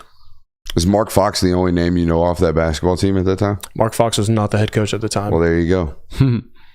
I don't believe it was. No, I don't think so. No, back to what I was saying. Like, this has to be Kenny Gaines. No, it couldn't be that. Sandiata Gaines, I believe, was his name. I was cheating off the chat. Sandiata Gaines is right there. Boom. You hit it on there. I mean, every time we get into one of these discussions, though, it just reminds me just how not great the other sports teams sometimes are. Yeah, I mean, it's been a rough stretch. Like the run or the comparison is like, hey, we got a number one overall draft pick. I think the baseball team is really good this year. I think if the baseball team had Vandy's history, they would be a top 10 baseball team right now, because right at this point in the SEC, there are like 7 or 8 teams that are 3 or 4 games over 500 or under 500. Like everyone in the SEC is basically the same. They're all really good. I heard LSU's baseball coach at one point this year say, we're 7th or 8th in this conference right now. I think we'd be the best team in every other conference in the sport. And I don't think that's bullshit when he says that. It's that good of baseball down here in this conference. And that's why I wrote the article today about how Georgia's poised for a potential deep run in the college baseball tournament, because they came in at 15th today on the NCAA rankings, and the top 16 teams get a number 1 seed for the regionals matchup, which 4 teams, number 1 seed gets to host. So Georgia could potentially host a regionals matchup, and then you could potentially get a bid for super regionals. And you're talking about, like, if they're matched up against 3 other teams for different conferences, like, you'd have to think that Georgia's favored in that one. Not to do the thing, but could you imagine if Charlie Condon was on that COVID team and COVID didn't happen? Oh my Lord. If only, man. It's like my grandfather used to say he had the worst time with boats. Okay, he lived on a lake, and every boat that he bought, something would go wrong. And he would make a joke. He said, I would buy one boat and the sumbitch wouldn't float. It would have some type of issue with plugs or whatever, it would leak or whatever. And then I had one boat and it just won't drive, right? That's the kind of the way that program has felt. Like, you either have good hitting or you have good pitching. It doesn't feel like you've ever had both. I can't wait. And that's what Wes Johnson was brought in to do, right? This is an arms guy. I can't, but look at us being like legitimate baseball. We've been talking baseball for like 8 minutes Holy now. shit. Look at us. But anyways, this is what this guy was brought in to do, right? This is a I'm not going to say legendary pitching coach, but this is one of the better pitching coaches in the sport. So you would imagine eventually they get the staff turned around, but you're not always going to have the definition of a once in a generational hitter. This guy's he is breaking and will break all of college baseball hitting records. Well, and I think you too have seen the pitching staff take steps forward. Like Leighton Finley was the SEC pitcher of the week, and then you also like Christian Maracna, who's the one that kind of got floated around on the internet lately for some potential cheating scandals, but nothing uncovered or anything like that. And then Colt Smith, like those three guys have been money on the weekends. And it's why Georgia has been able to sweep teams like Vanderbilt. They've been able to compete against teams like Alabama and win those series, even compete against Texas A&M and Tennessee. Hey, look, I'm just going to put it out there, hot take. Ain't nothing wrong with a little sticky stuff in the game of baseball, okay? I want them pitchers to have grip. Now, right. I don't want you having absurd spin rates. I also don't want you to hit me in the face with the pills. So let's find a happy medium there. The chat, as usual, has nailed it. 1983 was the best year by far. Final Four in men's and women's basketball. 10-1-1 in football with a top 5 ranking. That'll do it. That's right there from SRO in the chat. So shout out to Suro. So I guess the ultimate answer is to make your offseason at this point less boring is to just have a very good baseball team. Because, if Charlie Condon wasn't around right now, we would be dead in the water. Mike White's making some things shake, making some things exciting. What's Mike White doing? He's putting together a heck of a transfer portal class, I'll tell you that much, and even a 2024 recruiting class. So he's got Asa Newell, the 5-star, and then he also added Santos Cyril, the 4-star, recently for the 2024 recruiting class, who I know there's some people asking questions like, how do you declare for the NBA draft? And then you also commit to the University of Georgia. From what I've heard, weighing them options, fam. Just kind of dipping his toe, wanted to get some feedback from the NBA of like, what do I need to improve upon and things like that. And he also was at the overtime elite, so that's how you can declare at the same time, and then also commit to Georgia. So those two guys, and then the transfer portal class too. What's up? I have a dip in the toe story. Just bring up dip in the toe later. Finish your Mike White segment. Okay. And then Tyron. Just dip of the toe. That's all you got to say. All right. We'll throw you a dip of the toe here in a little bit. Tyron Lawrence from Vandy. That's probably the biggest one. He's a 4-star. It's a transfer from Vanderbilt. Yeah. That's a really solid piece. RJ Godfrey. He's a Georgia native guy. Actually, his father played at the University of Georgia as well, so he's got Georgia ties there. Dakota LaFew and also Deshane Montgomery, both from Mount St. Mary's. They're coming over to Georgia. And then Justin Abson from App State. It's a whole roster. Yeah, you have to. They had like 8 scholarship spots. They did this last year, right? It's just is this going to be the thing? It's just a thing in college basketball now. Period. Yeah, everywhere for the most part. All right, yeah, I'm ready. So you got to bring in a lot of guys, but I think the biggest thing is that you've held on to Silas Demery and you've also held on to Blue Kane, and I think bringing in these guys, and you've had tremendous length and size and rim protection, which defense has been the biggest thing for Georgia basketball wise. They can score points, but I think this year, this is the last infinity stone, I guess you could say, for Georgia athletics. Is everybody wants the men's hoops teams to be good. This is the year, I would say, right now. If outside looking in, I think this year could be something special for Mike White. According to J-Will, this is the year. I think it is. If it's not this year, then Georgia basketball just ain't ever going to be it, man. I'm just going to go and tell you that. I will say this. If this isn't the year that you're going to suck forever, look, Jonathan Williams. Now, the football team gets everything they ever ask for, typically. But there has been a little bit of a diversion of not assets, but diversion of attention. Hey, we do want this basketball team to be good. So I'm not saying that they direct all of the money over there. Obviously, they do not. Yeah. But there has been a slight change as of late of, hey, no, we legitimately think we have a basketball coach here. We got a guy who can coach basketball. So, if we're going to have this and we're going to pay him good money, let's give him some, use. Let's give him some help, I should say. And that's kind of what's going on right now. So, yeah, they're definitely, I'm not saying pushing all the chips in, but they have invested into this roster, and that's clear. It seems like they've finally woken up and been like, hey, you know what? We had to spend money to be where we are in football. We're going to have to do the same if we actually really want a good basketball team. So props to them for doing that, and props to Mike White for going in the transfer portal and making things happen, it seems like. Mm-hmm. I love it. I'm Hoop Sky at heart. Where do you want to go next, Joe? Dip of the toe. Oh, damn it. I was going to do it. I already told I told the Discord chat the school. So I don't want to tell the whole chat. There's a lot of people watching. I don't want to tell everybody the school. But there's a lot of Mexican standoffs going on right now in the portal, right?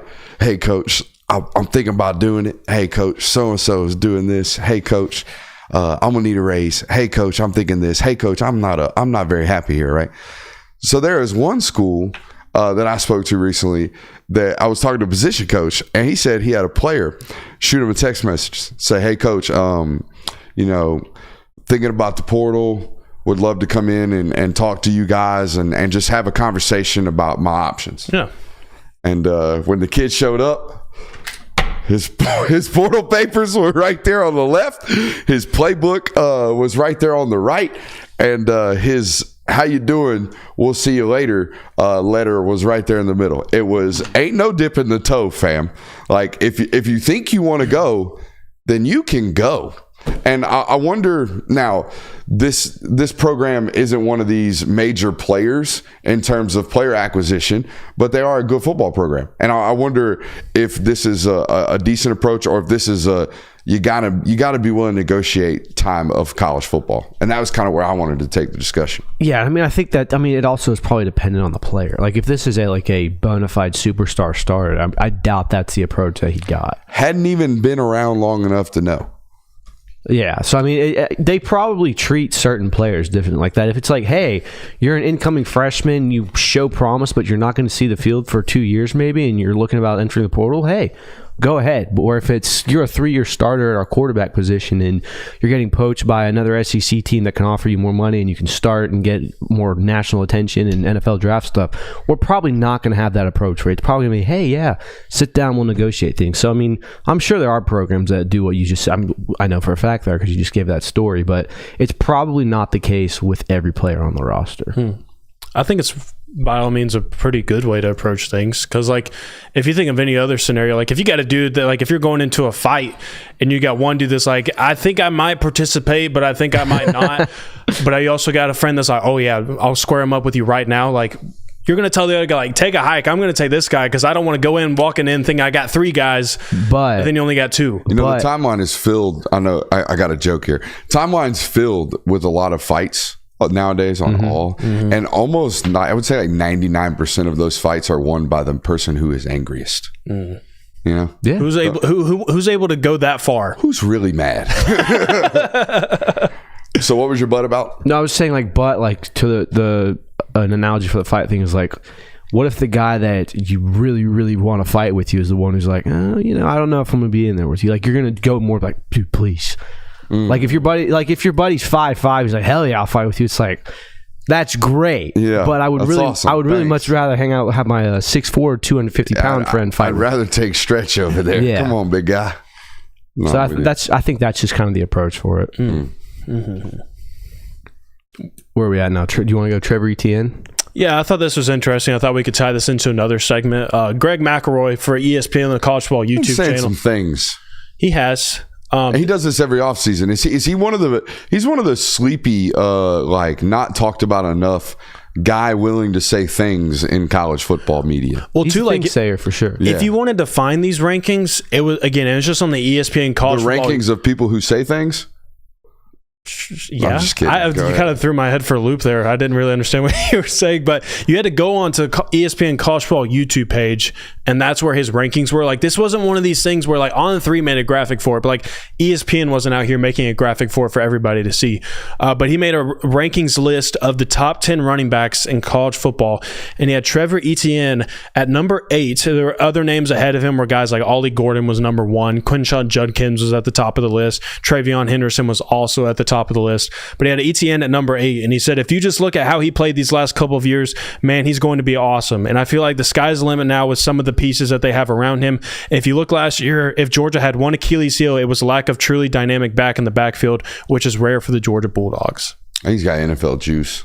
Yeah, I think that was so obvious and noticeable during the spring game. And I think, obviously he's surrounded by a much better situation from just an offensive line standpoint. And we saw if there's green grass, and there was available last year, Georgia became a little bit more explosive in the run game towards the end of last year than I felt they had been in years past. Yeah. We saw that with Kendall. Kendall started breaking wrap up his career with really, really explosive runs. I think that's what we see more from this offensive line. And this is the most electric back you've had since Kenny McIntosh was healthy. And that's just not. It wasn't very often. Kenny was constantly kind of playing. If he was playing at like 85, 90% anyways. Here's my question. And like, I don't want to take anything away from Trevor Etienne, but like, what has happened in the last 6 or 7 months that's caused him to skyrocket up all these boards? Came to Georgia. Like that, and is that just what it is? Is that just the Georgia bump now? I think it's the look at what he did and put on tape behind. And look, Florida had a NFL guy, the offensive guard. I think ended up getting drafted, or will be drafted, or has been drafted, whatever. They had a guy on the interior, or a couple. Georgia's got 7. You know what I'm saying? They're gonna be fresh, rotate all these kind of guys, and the different offensive parts around it. And I don't know. I think that's part of it. Is you're going to Georgia, you're going to a better situation. You are one of the SEC's best backs on tape, even though you didn't have the production because you were technically the 2. Yeah. But this happens so often in football, where you watch a roster and you're like, damn, I think the 2's the one. You know, at the running back position, like every time the 2 gets the ball, it's like electric. So yeah, I think there's times like this. Yeah, I think or situations like this. It's just interesting to think about to me because it's not like I don't think Trevor Etienne has gotten exponentially better than he was 6 months ago. Like I'm sure he's made some improvements. I'm sure having a different perspective in coaching, especially being at Georgia, has helped a lot. But like the attention he's getting now doesn't match what he was like 6 months ago. So it's just interesting. What was he 6 months ago? Like 6 months ago, people were saying, oh, he's not even our best back at Florida. Or, oh, this is a solid ad, might be another body in the room. I didn't feel like that was ever the vibe, at least from this show. No, not this show. Etienne. Well, that's because we also like watch the tape. But like my point is like he hasn't put any other tape on other than the spring game. And people have all of a sudden like jumped on this Trevor Etienne bandwagon. Not that they shouldn't be doing that. It's just interesting to watch. I watched the one play of him bouncing outside and Michael Williams fell down. And then I think Lawson Lucky got called for a hold, and he ran around the edge Chaz. And outran. And Chaz threw his hands up. Yep. And he ran around the edge, and you're watching it on the side. I'm watching it on the sideline, and it's like, ain't seen that in a minute up in here in terms of like, oh my God, he's the fastest guy on the field. He's so fastest kid alive. That kind of thing. Yeah, running back that can capture the edge. That hasn't really been something that we've seen consistently at Georgia over the past couple of years. But I think that talking about Etienne and him being potentially a top 10 running back in college football, we thought it would be fitting that we kind of set the expectations, set the bar for the running back room overall this year, because we agree, like we could say that this is outside of maybe like wide receiver, this is the most improved room for Georgia this offseason. Oh, yeah. And so I think it's good that we kind of set the expectations of what like we think a successful season for this running back room looks like this next season. All right. So I'm going to go straight. I didn't prepare for this. I'm going to go statistical breakdown. I think a great year for Georgia in the running back room looks like a guy with 850 yards, a guy with 600 yards, and a guy with 350 yards. And then the amalgamation of the 3 having like 450 yards total out of the backfield. But somebody, for the grace of God, has got to be an explosive threat out of the backfield. You know what I'm saying? Kendall was very much so a vertical explosive threat, but they have got to be able to to make it simpler and easier on the offense. Somebody's got to provide that juice out of the backfield in the passing game. So that's where I'm looking for, and that's where my mind goes. Like Etienne for sure, he's great in open space. Like I'm like, October, is Nate Frazier getting designed plays for him? Maybe. Are we figuring out a way to mismatch this guy? What is that guy? I'm high on Nate Frazier. I know they are high on Nate Frazier. He doesn't get there till the summer, so we'll find out. Here's my question, and I you might know more about this than I do. Is there a possibility that we get to week 1 and you have Andrew Paul on the roster? Yeah, I don't know what's going on there. Because we were talking Savon about Clark's still in the portal. From did he go in this spring or did he go? He went in the winter. Yeah, they were asking me about this in the chat or in Discord today. By the way, if you want to be in this chat that I keep referring to that is fun and enjoyable, patreon.com/Brooks Austin. I still believe we're running first 7 days for free. So head over there. You can check that out. That's a right there, gentlemen. Thank you right there. What were we talking about? Andrew Paul. I was talking about this in the chat today. If you haven't been tampered with, sit your ass at the school you're at. And I'm not saying that this is the case with Savon and Andrew. I would imagine both of them find a place to play football. Matter of fact, Savon might be on a roster right now somewhere where he just never tweeted out a graphic. Like, Marlon Dean's still on a roster. Right. The chat probably doesn't. Where does he play? Anybody know? Missouri. Utah State. Oh, dang it. Okay. Who He's he play 235 pounds playing edge. When he committed to Georgia, he was a 305-pound tackle. Okay, so like it's still going on. Like some of these guys play, and y'all have no idea because you just don't know, or you don't care to know because it's Utah State football. You're not watching it. But anyways, I don't know where they're going to go. But the overall statement in the chat today was, if your phone during the portal window or near the portal window or within a month of the portal window, if your phone is not blowing up, if your DMs are not blowing up with college football coaches illegally tampering and trying to poach you, your ass does not need to enter the portal. It does not need to go. You need to sit right where you're at because you might not have a place to sit the next time or the next when you actually get into the portal. So yeah, man, I think Ryland talked a little bit about this. I'm sure there's actual verifiable data of this. I am curious, how many of these people? There's thousands of these kids in the portal. There are not thousands of roster spots available. There's just not. So where do these kids end up? They probably don't end up on college football rosters. So you got to be very, very, very careful. Again, I'm not saying this is the case for Andrew Paul or Savon Clark. Some of these situations might be based off of grades or might be based off finishing up semesters where you're at or just not caring to be public with your decision-making process. However, if you are a mid-major football player entering the portal because you ain't getting playing time, you're an idiot. You might not end up playing college football the rest of your life. At least you get to practice with the boys right now. At least you get to lift and get better. At least you get to develop your game. If you are not getting tampered with, sit your ass where you are at and grow where you are planted. I like that.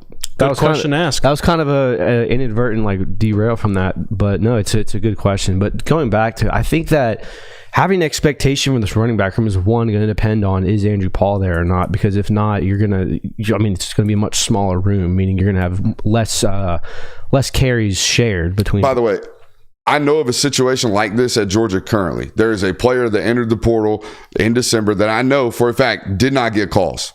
So he's just hanging out right now. And that player, he ain't practicing with Georgia. So I don't know their policy. Right. I don't. And look, he ain't Andrew Paul. So if Andrew Paul wants to keep practicing at the facility, they might let him. Mm-hmm. I don't know. I've never heard Georgia to be an anti-kids. They are very pro young men, particularly if the young men did things right. Okay, so I don't know their situation. I don't know their policy on this, so I don't want to talk about it. But it is very, I don't want to talk about it too far in depth, but it's a very good question. If Andrew Paul doesn't have a home, are you going to be the temporary home knowing that he's going to leave? I don't know. We got 5 good backs. You're a 6th good back. Right. You haven't been bought in. You clearly weren't bought in. So are we in a situation where we need you? Mm-hmm. Rewind a year ago. If we're going into a game in October and a freshman Roger Robinson is our starter behind Cash Jones, then yeah, Andrew Paul, who might be in the portal still or was in the spring, you get to stay on this roster. Not when we're 5 deep and just spent some acquisition time and assets on a portal addition in the running back room. Right. JC says 3,150 players in the portal, only 1,569 are committed and signed to a team. Yeah, see, this is why, and look, this isn't good. This isn't good for anybody. This isn't good for those kids. This isn't good for high school football players. Nope. This is really good for Division II coaches. Let me tell you that right now. If you're a Division II football coach, you better be running your ass to that portal, and you better have the best scouting department in the freaking country. Okay, and you better be finding all the Jimmies and the Joes that ain't got no place to hang out and figuring out how to get them some Pell Grants, my boy. Is that what's going to keep D2 athletics afloat, you think? I have no idea what's going to keep non-revenue sports afloat. I don't even know how it goes on right now. I know my alma mater in that red every year, baby. I don't know. I don't know how it happens. I would imagine, look, some of the bigger schools ain't got problems. Like Valdosta State has no problem. Right. They got 16, 17, 18,000 students, maybe more than that. They ain't got no problem. Kennesaw State will never have I know they're big time D1 now. They will never have a problem funding a football program West because Georgia. They have the biggest school in the state. West Georgia has 25,000 students. Never going to have a problem. Some of these smaller universities gonna have a problem, but some of these like private liberal arts schools that have ridiculous endowments. I'm looking at Berry College, like $1 billion just sitting in a bank because Martha Berry owned half of Rome. Ain't got to worry about that. How that was acquired. May or may not have, been married to 2 men at one time. Yeah, bro. Rome is wild. The whole city is basically named after this woman named Martha Berry, and she was a mover and a shaker back in the day, apparently. Hey, when in Rome. When in Rome, baby. But anyways, there are some of these schools that have really large endowments, and they'll never have to worry about money. But I don't know if LaGrange College has got that situation going on with football. So, yeah, the stats right there from JC in the chat, good shit, man. It's about 50% of those guys don't have a home or don't have a team right now. So now, again, I also, sorry, I'm all over the place. No, this is what happens when I have no notes. I also wonder how much of that is just underreporting. You know what I mean? Like if the kid that left Middle Tennessee State ends up at insert HBCU or insert Division II school that doesn't have a media coverage about them, how would you ever know that? See what I'm saying? Right. Nobody announced my buddy Drew coming from Southern Miss to Shorter University. Yeah. See what I'm saying? I think the interesting thing about Andrew Paul, though, kind of going back to that, is like Andrew Paul isn't at a home yet, and we don't know why exactly again, but like Tyler Williams was able to find a home within like a week or so of him being in the portal. But yeah, Andrew Paul still floating around in the transfer portal. I think that's a little interesting. Braxton Hicks was just offering up, just O's left and right. Austin Peay's a good school. Yeah, great school. But I'm talking about like every day it was like Southern popped, like so-and-so school popped. I got offers here, tampered, guaranteed. Guaranteed his phone was blowing up. That's the only reason you would go into the portal. And wasn't his like a mid-entry? Or like middle of the portal entry? Yeah. It wasn't like first day. It was like a couple days in, wasn't it? No, I want to say it was first day? days. Okay, I might be talking out of my ass there. But either way, lots of offers early. And when I first saw that, I was like, oh, no wonder he hit the portal. He must have been getting all kind of calls about playing time. Do you think that's just a positional value demand? Because like that's two wide receivers in a sport where, I mean, I feel like the wide receiver positions become more valued than the running back. Could that have something to do with that as to why? I'm gonna, matter of fact, I might send out some texts while y'all are talking here in a second. It's no promises on an immediate response. I have no idea why Andrew Paul hasn't announced where he's going yet. I guarantee you he's going somewhere. Yeah. I mean, he's got to be one of the better backs available. He's got to be one of the better overall players at this point. Yeah. It was just, like I said, it was just interesting when we were talking about, the running back room and like, hey, is there a chance you have Andrew Paul this year? But going back to expectations for it, I think you do have to have a running back that can do it. You don't have to have a specific running back that can do everything, but you have to be able to do anything you want in the running back room. Whereas if you need a 3rd and 1 bruiser, you have that. If you have someone who's shifting, can come out of the backfield and catch passes, you have that. And I think they have everyone on the roster that can account for that this year. Andrew Paul must not be down too bad yet because he hasn't resulted to posting practice footage. That's true. That's a good point. That's when I know. You know what I mean? When you're willing to just absolutely make sure Kirby Smart just deletes everything about you, meaning you're going to torch his practice footage, you're going to put his practice footage on social media. What? The moment you do that, no help. Like you're getting none of it. So, he must not be too quote unquote desperate. Again, don't think it's a problem. I would be very concerned about like if I were in the Savon Clark camp right now. You were in December, and so that's tough. Yeah. Here's my question: are the days gone where Georgia has 1,000-yard rushers? I think they are.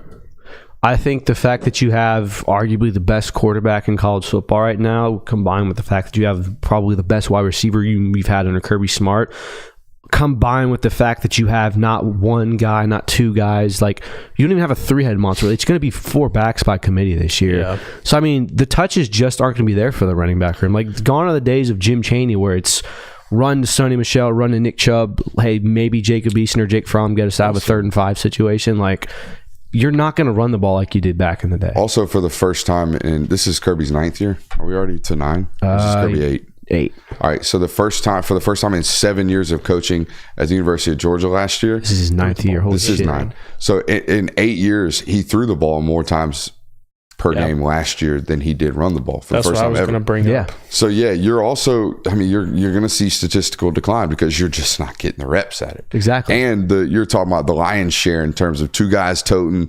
There was a run there, back-to-back years, maybe 3 years in a row where you had 2,000-yard backs, and that was kind of how your offense operated with like Brian Herrion hanging out saying what's up. You know what I mean? Like it was like that for a while, and DeAndre Swift maybe occupying 400 yards or a third role.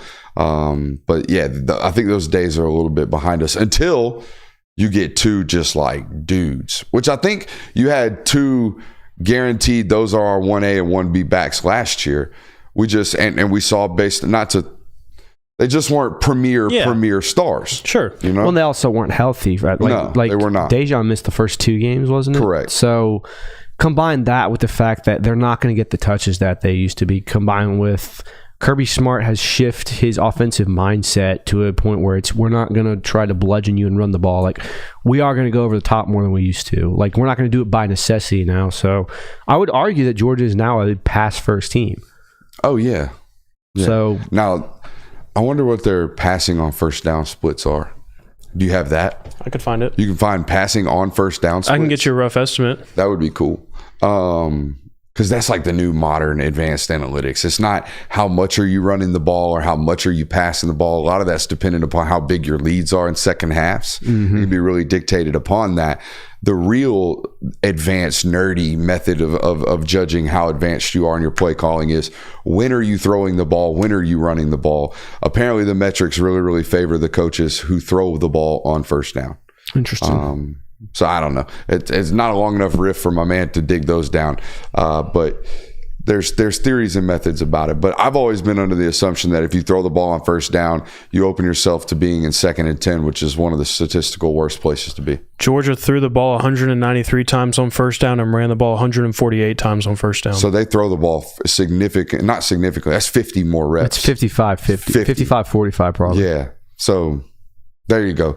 As much as you want to talk about him, and the national narrative about Georgia has always been there, this run first they're the bruisers. Identity. They're going to beat you up. Well, you're going to have to stop the run. You play Georgia today.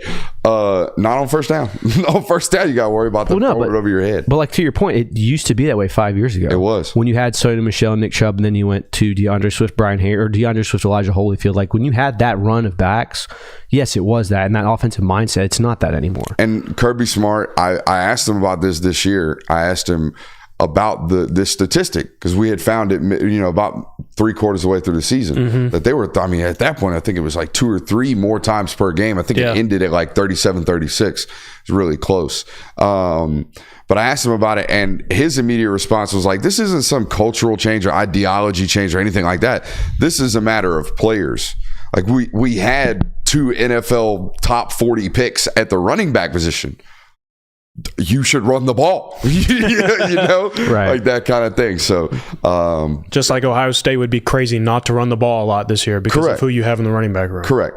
And the quarterback room for that matter. Yeah. Like you have rushing threats, at the signal caller position. Absolutely. But the kind of a stopping point in that discussion for me is LSU 2019. Because I was in the press room when he basically looked at everybody and said, we call the same plays. We don't have the same players. Yeah. He talked about in that press conference room needing to go get guys. What did he do? He went and got Darnell Washington and Brock Bowers. And now Peyton Mitchell and guys and the rest of the bunch, right? Mitchell, Ladd McConkey, which is delayed or relayed into Dylan Bell, and then the transfers of the wide receiver position and all of this stuff. But we have we called the run game because we have players. But there's been a shift because I don't know what I'm trying to get to, but you see what I'm saying. No, yeah. There was a clear stopping point of we need to change how we're doing this. Absolutely. We don't need to be playing 14-6 games against Kentucky. Hence the hiring of Todd Monken the next year. Mm-hmm. Shout out. What's up? What do you think's up with this Ben Yurosek NFL hype? It's been like this. Really? You think it has? Yeah, it's off his sophomore tape, not his junior tape. Okay. The sophomore tape is big, freaking long, fast. I think he went for over 700 yards receiving that year. And it's also a super high-end ceiling type projection because this is a football player who, you look at his high school photo and he's like 215 pounds, it looks like. This is a guy who's only going to get better and bigger. So I think that's a lot of it. And he's still maintaining all of his athleticism.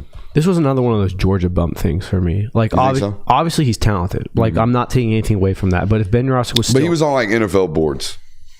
Like, had he gone? I will say, like, as soon as he committed to Georgia, I know so. Jim Nagy tweeted about it. Really? Yeah, as soon as he came to Georgia, as soon as he committed to Georgia, people were like, Georgia now has 2 NFL tight ends again. Like that they have Oscar Delp and now they have Jurasik. Like, and by the way, a Y and an H. Yeah, like Oscar's going to move people, and you got this H that can move. You know what I mean? So is Oscar going to? Because I know he gained like what 45 pounds last offseason. Oh, it wasn't that much. It was probably like 25. He went from like 225 coming out of high school to walking around at like 250. Okay, that was I remember there being a 45-50 in there. So I mean, but so is that he's going to be the Y now? Like he's not going to ever take that weight off. He was the Y last year. I think he's an NFL Y.